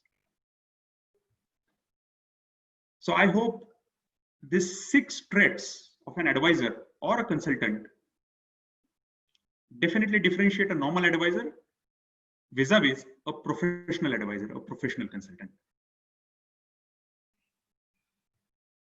I would take a pause here for a minute just to hear if there are any questions. Karan? Sir, I could not find any questions as of now. Okay, sure. Great. Anyone would like to add any thoughts here till now, if I may, if it is possible? Use the raise hand function so that I can unmute themselves. However, the member can directly unmute themselves too and ask the question. Okay, either question or any value add here in terms of any other point. Okay. Sir, I think good to go. Okay, all right, Karan, thanks. Now let's move, let's go to a little bit more deeper here. Which are generally effective stages of an advisory and consulting project? Generally, every advisory project passes through these 6 stages. 1, and the foremost, critical, define expectations and outcome. before the start of the work itself. Number 2, diagnosis, which means gather information, relevant information, ask right questions to the client, interview them, get to their data, ask right questions. This is super critical, so that only right questions will lead to right answers and required answers. Number 3, prepare analysis, which means our analysis work. We apply different techniques of analysis. Area to area it may differ. Number 4, communicate results, which means sharing our first draft advice to clients so that it relates to them and they can add some more angle before we finalize our work. This is super crucial stage in any consulting project. Number 5, submit final recommendations and deliverables. Once I hear the client, I take their opinions in consideration. I make certain changes. I do further analysis if required, and I draft my consulting report or advisory report. Then I share my final recommendations and deliverables to the client. And the last stage is final sign-off. Now, this is also super critical. I need to know whether my client has understood my report completely or not. Number 1. Number 2, I need to know whether my client is going to implement my advice or not. And number 3, I need to know, is there complete consensus and commitment to implement my recommendations by the client or not. Unless there is a commitment, unless there is a consensus from the client, my report is going to only remain on the paper. And therefore, I need to make sure that my client gives me a final sign-off, a formal sign-off that, okay, we take your recommendations on record and we will do X, Y, Z activities to implement your ideas, and we'll come back to you if required during implementation stage. This is an extra mile from the consultant side. So these are the 6 stages, in my opinion, define or they are the hallmarks of any professional consulting project. You may go differently in terms of the content, however, the stages may remain the same. Now, one important factor here. Let me share one of my critical observation. Where does the consultant makes the mistake? I have observed this so many times. Where does the mistake lie? At what stage? In my opinion, the most critical stage in any consulting project, advisory project, training project is when we define the expectations and we define the outcome. And therefore, professional impact journey starts at the first point of contact with the client. When you go and meet the client for the first time, of course, it starts much before these days. In the digital era, professional impact starts the way you market yourself, the way you brand yourself, your website, your communication, everything. However, for our purpose, we will say that professional impact journey starts when you meet the client for the first time. And what should be our role there as a professional consultant? Number 1, listen. Listen to the client, to understand their real problem, to go deep, to ask them right questions, and listen more, because the client speaks their mind, the client speaks their problems. Our role as a consultant is to go deep, go beneath, and listen and understand their real problem, the problem which is not on surface only, the root cause problem. That's the first step in any professional consulting assignment. Number 2, requirement. Once I know the problem, as a consultant, my role is to first narrow down their requirements. Sir, I know your challenge now. I know you want to improvise your profitability in our case study, and you want to improvise your cash flow position. That is clear. Now let me understand what should be my role exactly. What do you exactly expect? It means you want to improvise your profitability by 5%. It means you want to improvise your working capital position by XYZ ratio percentage. What is exactly your requirement? Let us define the requirement first. In what would be the timeline to achieve this result? Number 3, outcome. Now this is again important, crucial differentiator in normal consulting vis-a-vis professional consulting. The professional consulting project requires that outcome of the project should be defined in advance before start of the work. Be specific. There are no ambiguity, there are no vagueness. The outcome is defined well in advance. Now the most crucial here, what would be the timelines? What would be the fees? How would we charge? What would be my invoicing milestones at the start, in between, at the end, final sign off? Which are those different charging milestones? How are you going to pay me? What would be your credit period? What would be your role? This is again very crucial. What would be my role and what is your role? Because in any consulting project, we need the client participation from start to end. This is not a compliance work. In compliance work, most of the work we do, and the client only submits the data. In consulting work, in advisory project, it is a co-creation work. This is my favorite term, co-creation, which means the client and the advisor are co-creating the solution. They are continuously working together to find out the solution. And therefore, it is super important to also define what would be your role, sir.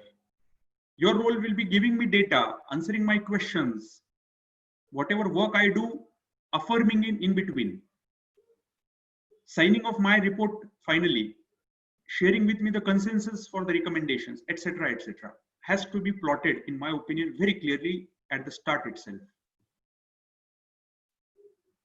And the last one, as a consultant, as an advisor, we have seen in the start itself, the client wants specialized expertise. They want something more than what they can do internally. And therefore, as a consultant, it is super crucial that I start adding, sharing relevant and crisp insights from my first dialogue itself. I'm meeting this health product manufacturing company. In the first meeting itself, I share some of the industry insights. Sir, okay, I understand your challenge. Let me also share with you what is happening in XYZ company, which is in your industry. Let me also share with you what is happening globally in food processing industry. Let me also share with you how COVID is impacting food processing industry in India and outside India. These are insights. These are relevant and crisp insights which the client value. So as a consultant, my role is to share those relevant insights in the first dialogue itself before the client signs off me as an advisor.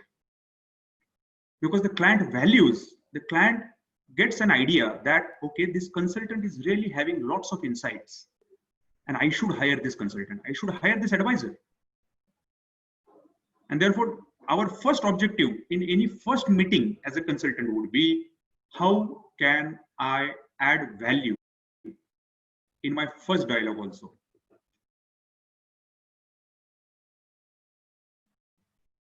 And that's where our professional impact journey actually starts. Now, let me share with you, the client may or may not appoint you, because there would be discussion on fees, there would be discussion on expectations, etc., etc., timelines. However, the impact, the professional impact that we make on the client in the first discussion itself leaves a mark in their mind. The client will definitely remember us whenever there is a good future opportunity. The client will definitely want to refer us to their colleagues and their references in the marketplace, because we have left that professional impact in their minds in the first meeting itself.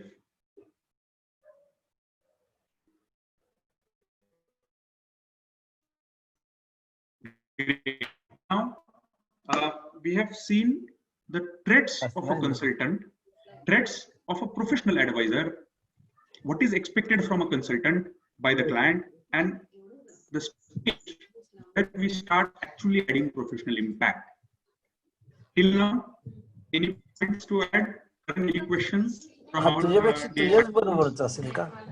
Sir, one question from one of the members. The question is it a responsibility to look after the implementation of advisory report? Indirect taxes, Karan, yes, can you I guess some member. possible? One second.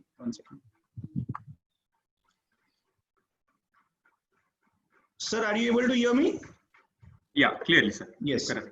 The question goes, is it a responsibility to look after the implementation of our advisory report? After submitting it to the management, how to ensure that the operational level staff implements the guidelines given? Sure. Very nice question. Thanks for sharing this. See, generally, strategic advisory and implementation, these are considered to be two separate areas. In my experience, consulting to so many multinationals in my professional journey, what I have observed, the expectation of the client is to have practical and implementable recommendations. And therefore, their expectations nowadays have become very clear that, sir, you give us recommendations, we appreciate it, but can you also help us in implementing these recommendations on ground? So we may add on the implementation part in the project. It may be a separate project, add-on project, having separate fees. However, the point is, when we give our recommendations at that stage itself, we need to think like we are going to implement this. Even if the client doesn't appoint me to help them implementing the recommendation, my approach would be to give those recommendations, those ideas, those insights, those suggestions, which are going to be implemented. That would be our objective. And whether we will do it or not, that will definitely depend upon what scope of work we agree with the client. And that's what we want to ensure, that our scope of work is clear, specific, with defined outcome in mind. I hope this clarifies. Yes, sir. Sir, I guess we can continue. Okay. No more questions. Yes, sir. Okay, thanks. Now let us go through very quickly here again. Which are those areas, which are those components in every consulting report? I have actually observed variety of reports in my career, as well as prepared so many, and I have observed a common theme in every consulting and advisory report. There are 10 points. One, a cover letter. Cover letter means the way we share our report with the client, with a good message, clear message to the client saying that, sir, we have done XYZ for your XYZ objective, and this is our report. A good drafted, professionally drafted cover letter. Number two, now the actual report, which is caption and title of the report. Very brief, crisp, to the point, denoting what is going to be in the report. A good caption, a good title. Number three, index, which means table of content. The A to Z of my report, so that the client understands what am I expecting in this report. Number four, introduction, which means setting the tone in the report itself. What is your business background, sir? What is the challenge you are facing right now? And the next one is objective of the project, which means why this project? What was expected from this consulting or advisory project? The objective in our case study, we have seen the objective was clear. Help the health food products manufacturing company to improve the profitability by XYZ percentage and improve their cash flow position by XYZ ratio. That was the objective of the consulting project. It is clearly mentioned in the report. Before even the analysis and recommendation comes. The next one is executive summary. Now this is crucial. I have seen in so many reports, the reports are more than 10 pages, 15 pages, 20, 50, 100 pages report, but they don't have executive summary. This is very strange. The client expects, let me first understand what is exactly you are recommending to me. I need an executive summary to present before my seniors in the company. So this is a crucial game changer for any consulting, professional consulting report, that the report should have a well-drafted, crisp, to the point executive summary. Now comes the analysis part, which is most detailed, the lengthiest portion in the report. What methodologies we have used, what research we have done, what references we have drawn, what procedures we have conducted, what interviews we have made, exactly what all analysis we have done.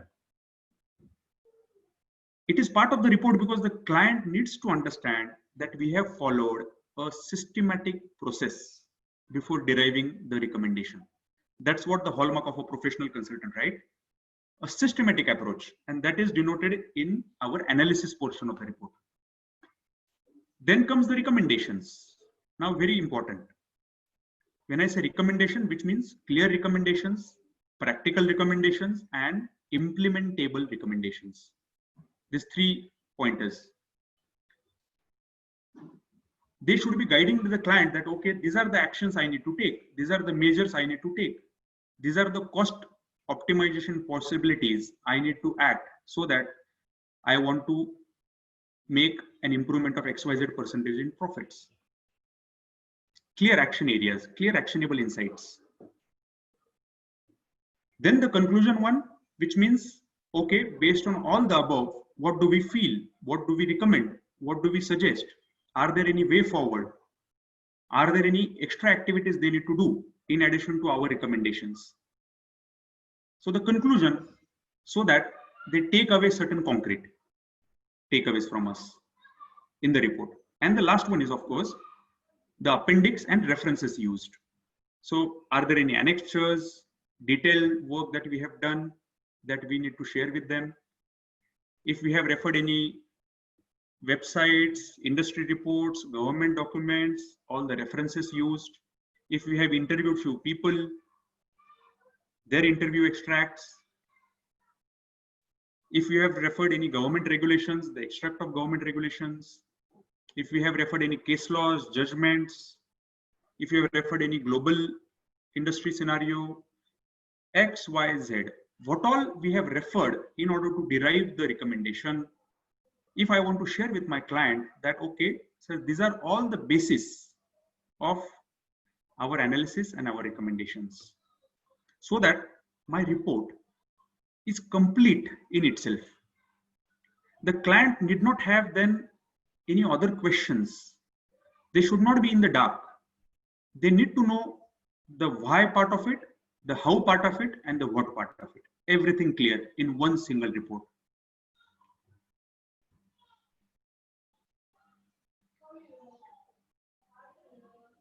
Now let me move few of the interesting things, which are few do's and don'ts in any advisory or consulting report. We have seen the structure now. What would be our structure of the report? Now let's see some do's and don'ts. Number one, focus on giving insights, not too much data. Super critical. In report, I don't want to share unnecessary information. And I don't want to overload my client with only data, content without any insights. So my focus is to share real insights. Number two, be specific. No lengthy generic explanations. My client wants me to suggest ideas to improve my profitability. My client wants me to suggest ideas for improving working capital position. They want specific advices for me based on detailed analysis and references that I have drawn. They don't want generic explanation that, okay, sir, what is happening in the industry for increasing their marketing and branding. They don't want this information at all. So no lengthy generic explanations. Number 3, give practical and implementable recommendations. We have discussed this point. This day, the client wants practical and implementable ideas only. Theoretical solutions, they only remain on the paper. They don't see the light of reality. Number 4, give industry insights. Now this is very crucial. People want to know and learn about their industry and peers. Now let me just take that example ahead. In our case study, the client wanted to know, how can I improve profitability? Now as an advisor, if I can add value to the client saying that, sir, okay, in your industry, these 1, 2, 3 are your peers in the market. What is the trend of their profitability in last 3 years? Let me compare it with you. Which product line they are making more profits vis-a-vis your product lines?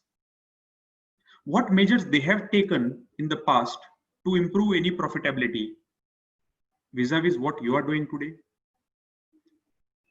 If I give these relevant insights to my clients based on my understanding of the industry as well as studying their peers in the industry, the clients definitely get value added here, because they want to know what my peers are doing in the industry.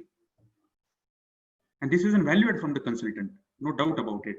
Now, moving further, back up your analysis. You know, as a consultant, as we have already seen, the client wants more than what they can do internally. So as a consultant, they want some detailed research, in-depth analysis. And therefore, the consultants who give research results and inferences definitely gets lots of recognition in the marketplace. Research is a differentiator, let me tell you. In-depth research for any consulting project is the hallmark of professional consulting. It acts like backup to whatever recommendation I'm giving to you. Now let's see the next one, which is crucial again. Show them a demonstration, which means what if analysis. So for example, I have suggested 3 action areas to my client to improve their profitability. Number 1, optimize your manufacturing cost by XYZ percentage by doing XYZ things. Okay. Can I also add to that? Okay, if you don't do this by X percentage, what will happen? If you do this by the recommended percentage minus 5%, what will happen? So what if analysis, different possibilities, different sensitivities. If I can demonstrate them that, okay, this will happen if you follow 100% and you implement 100%. This will happen if you implement 100 minus X percentage. This will happen if you implement 0. This is actually the demonstration of our work to them. Now the next one, which is very, very creative. And these days I have observed reports, global reports, largely using infographics, images, as well as videos in their report. You know, these days people want more messages, more information in lesser words, in creative ways, in understandable ways. And therefore lots of high level, global, world-class consultants, advisors, they are using in their reports relevant infographics. They're using relevant videos in the report. The videos may be of interviews, the video may be of their manufacturing process, the video may be of any relevant video from any other expert in the industry, which I want to share with my client. The clients do value these creative ways of communication today in consulting project also. And there are so many easier ways now available for creating infographics and videos and images. So it is not really a costly affair. It is just a matter of using our creativity and giving importance to these factors. And the important last one, which is my favorite for any consulting project, is design a journey. You know, the client comes to you for a specific challenge, but we act like their strategic advisors, right? So if I can give them a feeling of experience of a journey together, which means what was your past? What decisions you have made in the past because of which you have really grown to this level? What mistakes you have made in the past because of which your rate of profitability is low? If I can take them to their past also to a certain extent and then come to present that, okay, this is your today's situation. What are your cost structures? Which component of your cost is really the most vulnerable? What is your product mix? What is the revenue structure look like? What is your credit periods in the market, etc., etc. This is the present scenario. And now, using the past analysis of the past and the present, I want to take them to a better future, correct? And therefore, I'm recommending them those insights, those ideas, those suggestions, which if they implement, they will see a better future for their company. So I'm connecting their past, present to their future.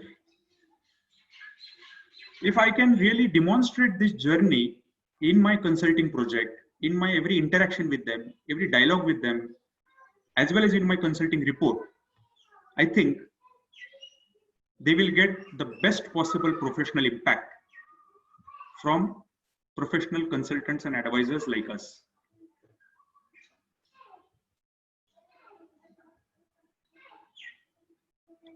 Great.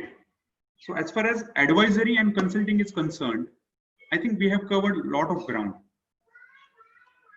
although in a very brief manner, but different aspects of consulting and advisory. Karan, I will take a pause here again. Sir, there is one question. Sure. From what sources can we access reliable industry data? Not only the financials, but data of such nature that can be used in providing value addition to the client. If you can suggest Sure. something on this. Sure.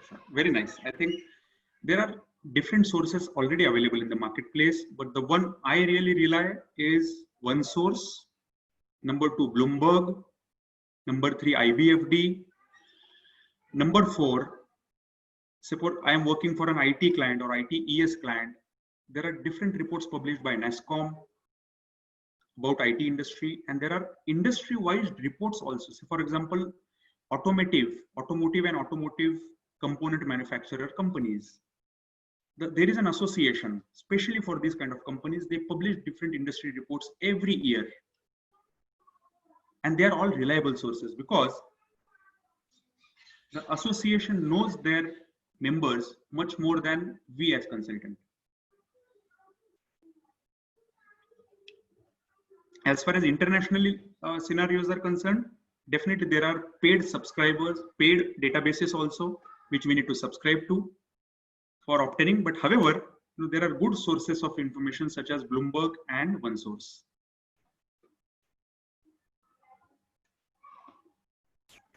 Sir, that's it from the member side.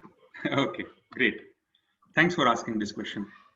I think Samandeep Singh Wadhwa raised his hands. Any question? Sir, I'll unmute him. 1 second. Okay.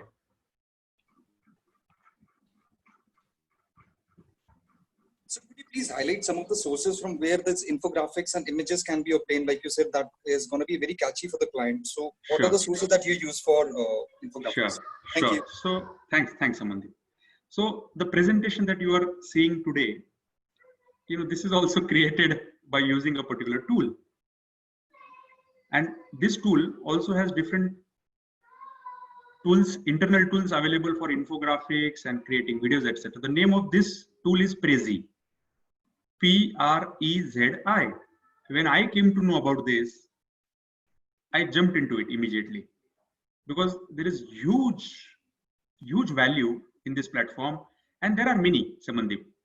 There are many. I like this. I found it very easy to apply. Hope it helps.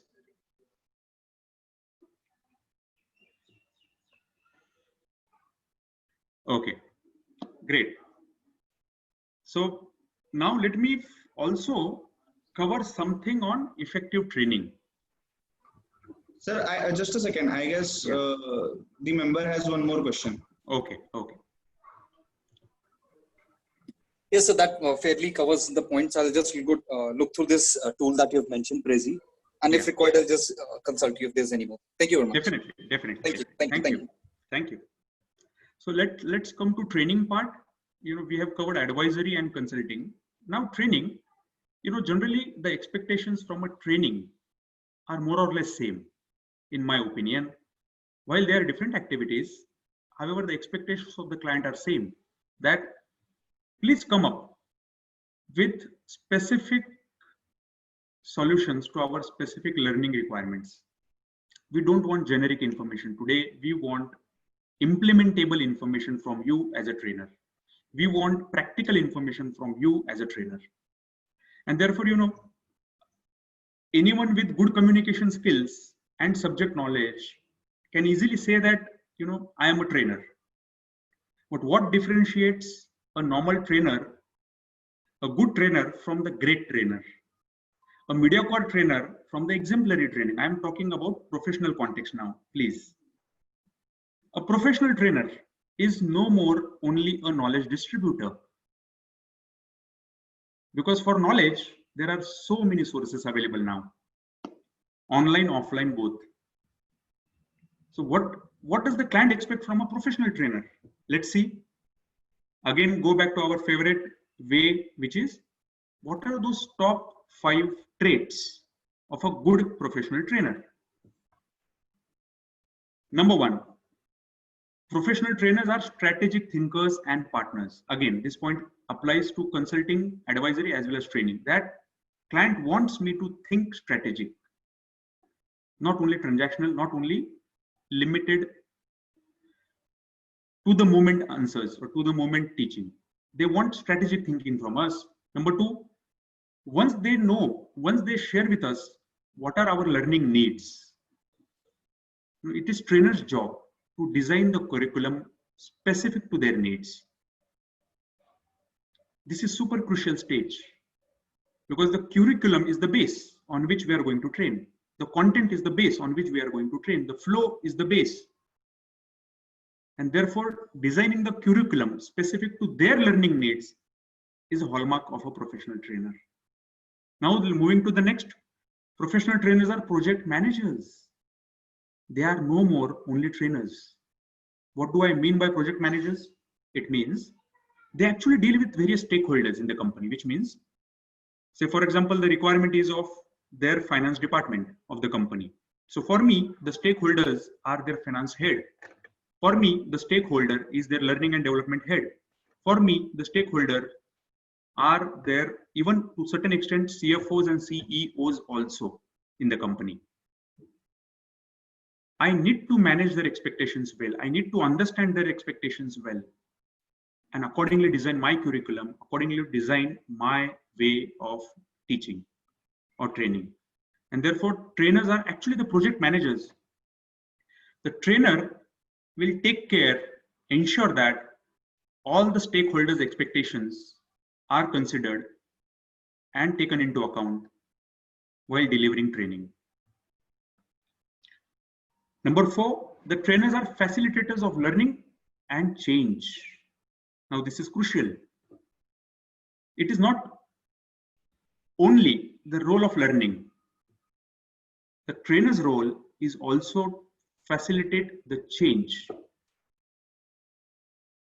which means the trainer has to give those ideas, those suggestions, those topics to the audience or to the participants, which will help them change the way they are doing today.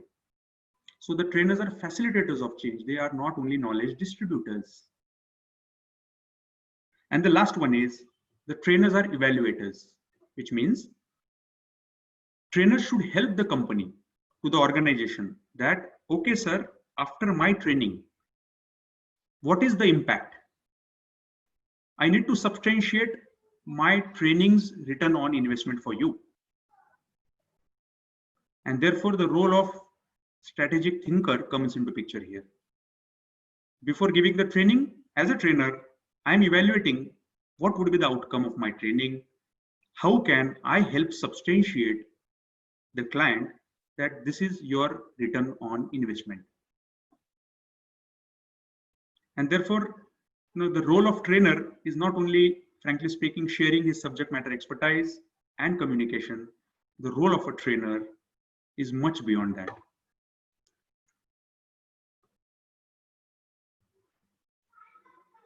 Now, possibly this could be our last point before we conclude. I'm just looking at my watch.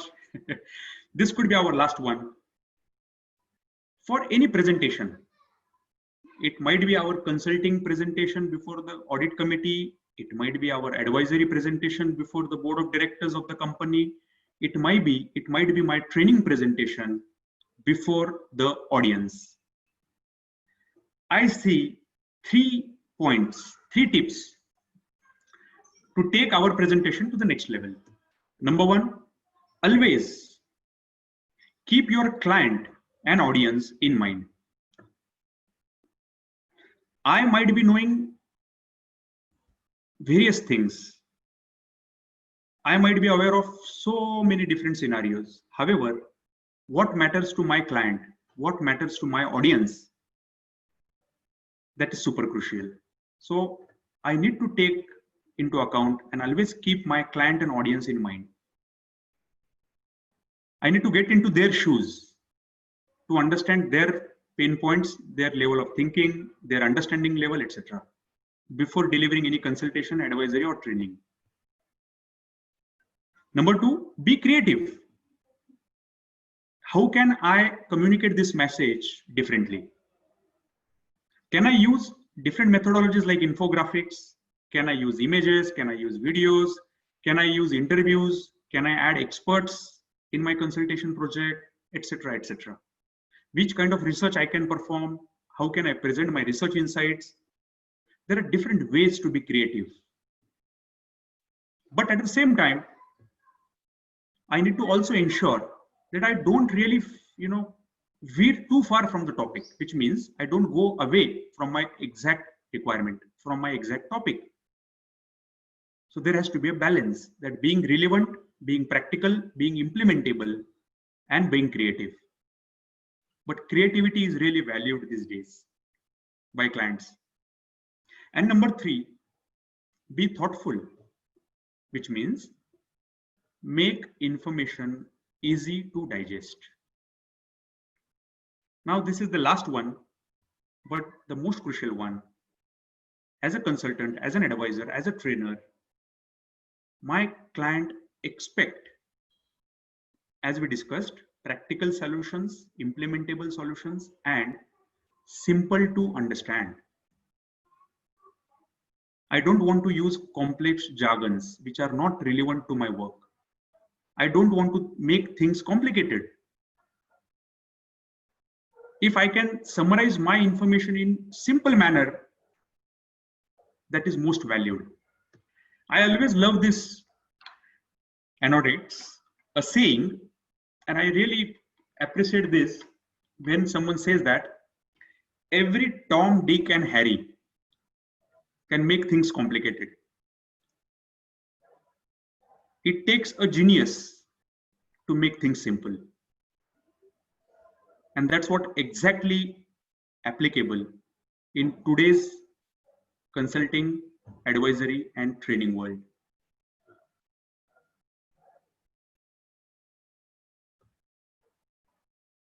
And let me conclude by sharing something very interesting and worth remembering. Highly effective advisors, consultants, and trainers aim to leave behind something of lasting value. Something of lasting value. Something which will be helpful to the client even after I move away, my project is over, or the client decides to work with someone else, whatever may be the cause. But my objective is to give something of lasting value to the client. That's the hallmark of a professional advisor, consultant, and trainer. So with this, I will conclude my presentation here. Karan, any thoughts, any questions? Sir, I have unmuted the members. I have given them the permission. So I would request the members, if you have any questions, we have like another 10-15 minutes. So we can have the question answer session with the speaker. Great.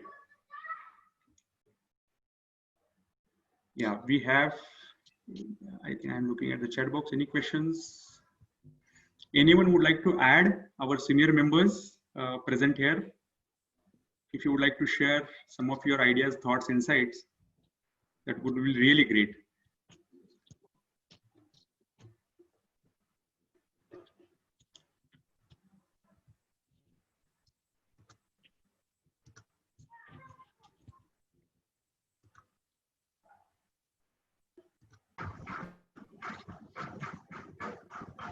Supriya ma'am, are you trying to speak something? Because I can see you unmuted, but the audio doesn't, we are not able to hear you. No, sir, I just want to say thank you to sir and ma'am. Thank Hello? you. Yes, sir. Thank you, sir. Yeah, thank you. Thank you. Thanks. My pleasure.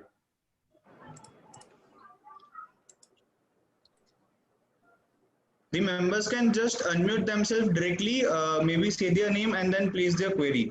Sir, we have one question in the Zoom, in the chat box. I will read it out for you. Yeah. How do you look after consultancy role to hospitality industry in COVID-19 times? Super crucial question. We are really glad to have this question. In fact, this is the time to pull our socks and really approach those hospitality companies, those travel and tourism companies, those logistics and transportation companies, those entertainment companies, and whatnot. So many industries, those luxury product companies, those manufacturing companies, all these sectors are badly impacted, isn't it? And as a consultant, my role would be to help them first survive. What should they do in order to survive in the game of business? Survival should become their first priority. Number two, once they survive, what should they do to come to normalcy? Can I do some financial restructuring? Can I approach some larger players for collaboration, tie-ups, mergers, acquisitions, etc.? Can I form some external industry tie-ups? Can I relook at my business model? Can I diversify my business? There are so many areas, right? We can help to our clients today as professional consultants. So in fact, this is the right time. This is the right time to really pull our socks, wear the hat of a professional consultant, reach out to the industry, meet the relevant people, speak, give our insights. I think no better time than this, possibly, at least in our experience. We have seen no better time than this for consulting world.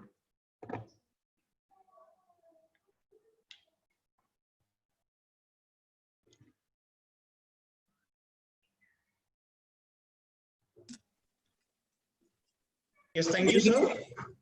Any other questions? There is one question, looks like here, Karan, from Akshay. Can you see that? From Akshay Garg. If Akshay can unmute himself, that would be great. Just a second, I'm not able to find him.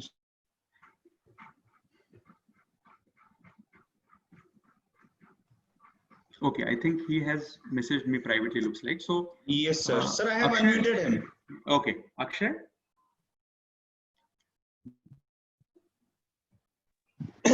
Yes. Actually, I wanted to. We are doing some consultancy work for a client. Suppose he expects us to improve his profitability for say 3 months or 6 months, and we are trying to implement that. So, Right. at what level should we restrict ourselves? so that we does not become a employee or a partner of their business. So nice. So nice. So Akshay, thanks for sharing this question. Now, let me put it this way. The role of a consultant is first to showcase our subject matter expertise, right? That's why the client wants us to be with them, number one. Number two, to what extent I can help them is a part of initial understanding. And that's where the importance of first dialogue, even before we sign off the project, even before we agree the scope of work, becomes super crucial. So it is important to detail out, list out all those areas I'm going to work, all those outcomes I'm going to give and offer to the client.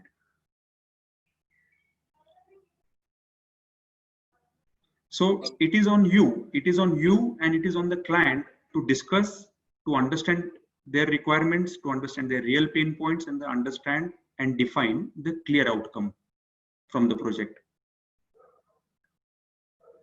So that once you agree, once you define it, then everyone is clear.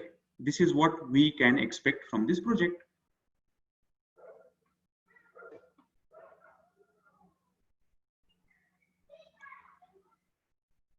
Hope it helps, Akshay.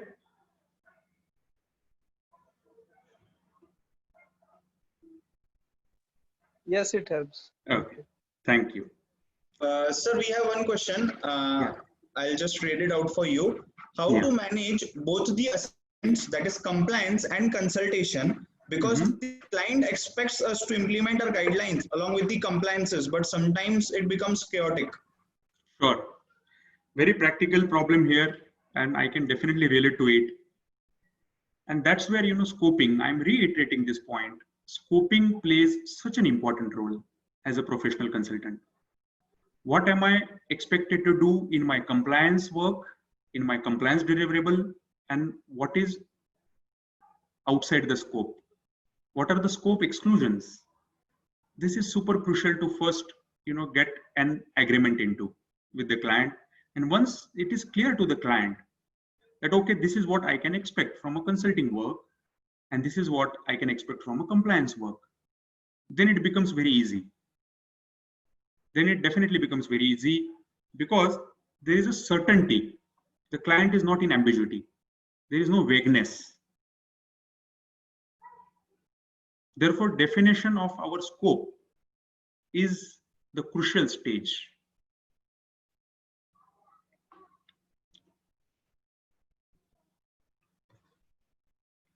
Great. I think Samandeep has raised his hand. Yes, sir.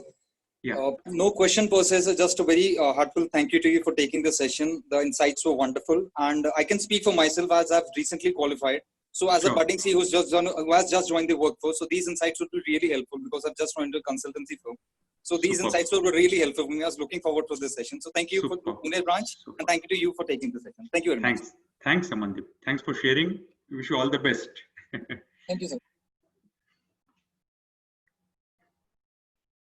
Sir, I think there are no more questions from the members side. Okay. Sir, anything if you would like to add on, else we can conclude, sir. Okay, I think from my side, only one last point is, as a consultant, the world has really changed. I have observed, and some of my favorite consulting, I will not name here right now, but I am observing these consulting firms from ages today. The way they have evolved themselves, the way they have evolved presenting their reports, the way they have collaborated with other subject matter expertise. That is something I would like to stress upon, that consulting is a teamwork. Consulting is an collaborative work. So when you enter into the world of advisory and consulting, what really matters the most to the client is we give comprehensive advices. We give strategic advices. We give fully connected advices. There are no loose ends. There are no unconnected dots in my advice. And therefore, collaborating with other subject matter expertise, collaborating with other technical expertise in the marketplace, collaborating possibly with industry veterans is super crucial today in this new world of consulting. And therefore, it is not, in my opinion, it is not a consultant. It is a team of consultants which is valued by the client today. We may not be formally partners, but we can definitely collaborate, isn't it? So that's my possibly the last point to pass on. Let's be collaborative. Let's plug different points and form a team. Form a powerful team which give comprehensive, practical and implementable solutions to our clients. Sir, one question has come forward. Yeah. I'll read it for you. Sure. How does a consultant protect himself from an advice gone wrong? Could there be a case for professional negligence against a consultant? Very nice point.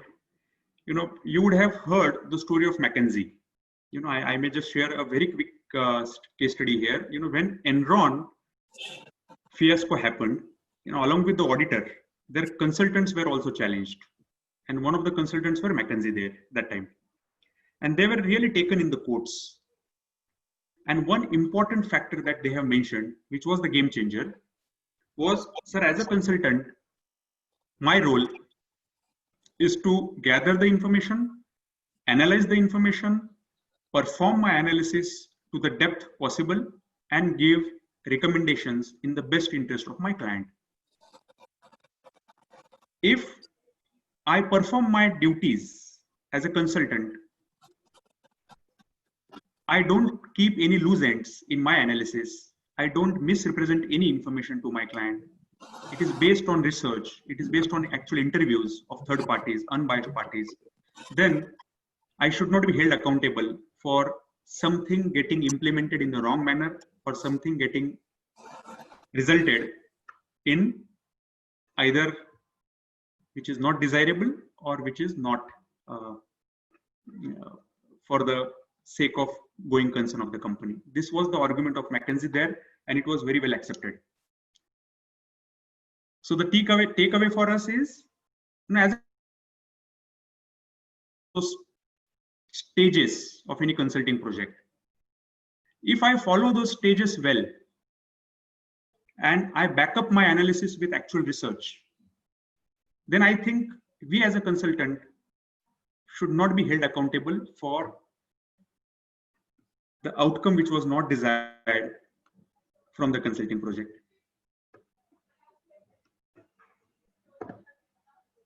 Hope it clarifies. Yes, sir. Sir, one more question. Sure. Should I read it out for you? Yeah, please, Karan. Yes, sir. Sir, how you are seeing changes in the role of consultants in this current pandemic and once everything gets to the new normal? Very nice. I see a bright future.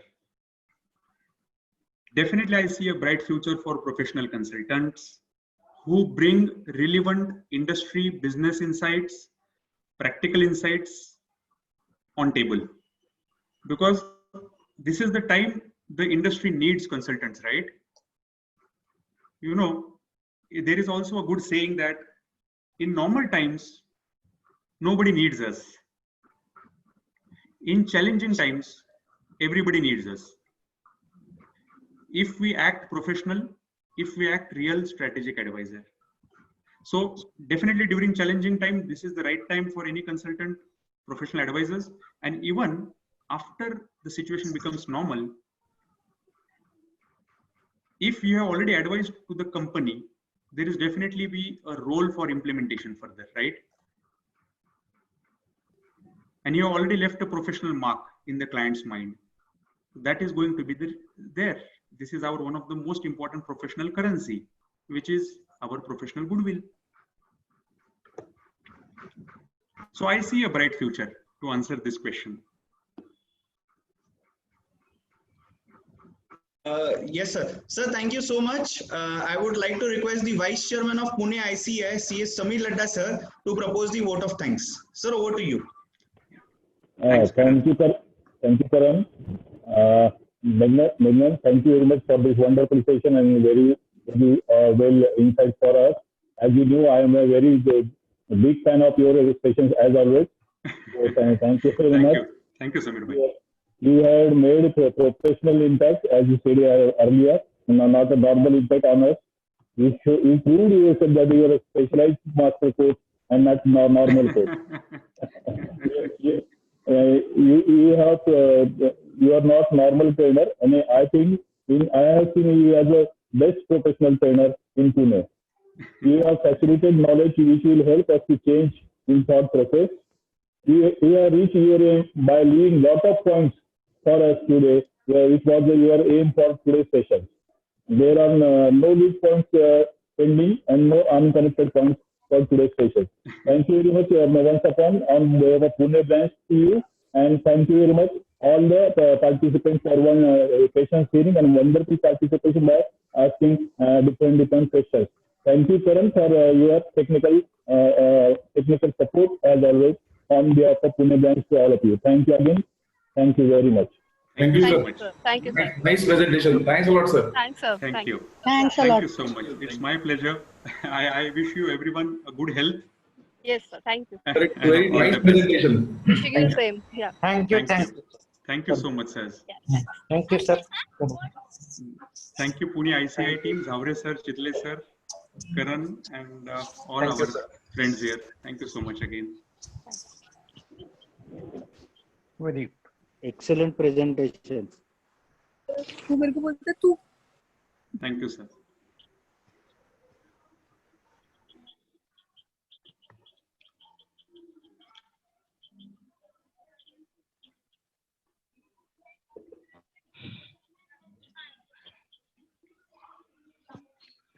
Nice presentation.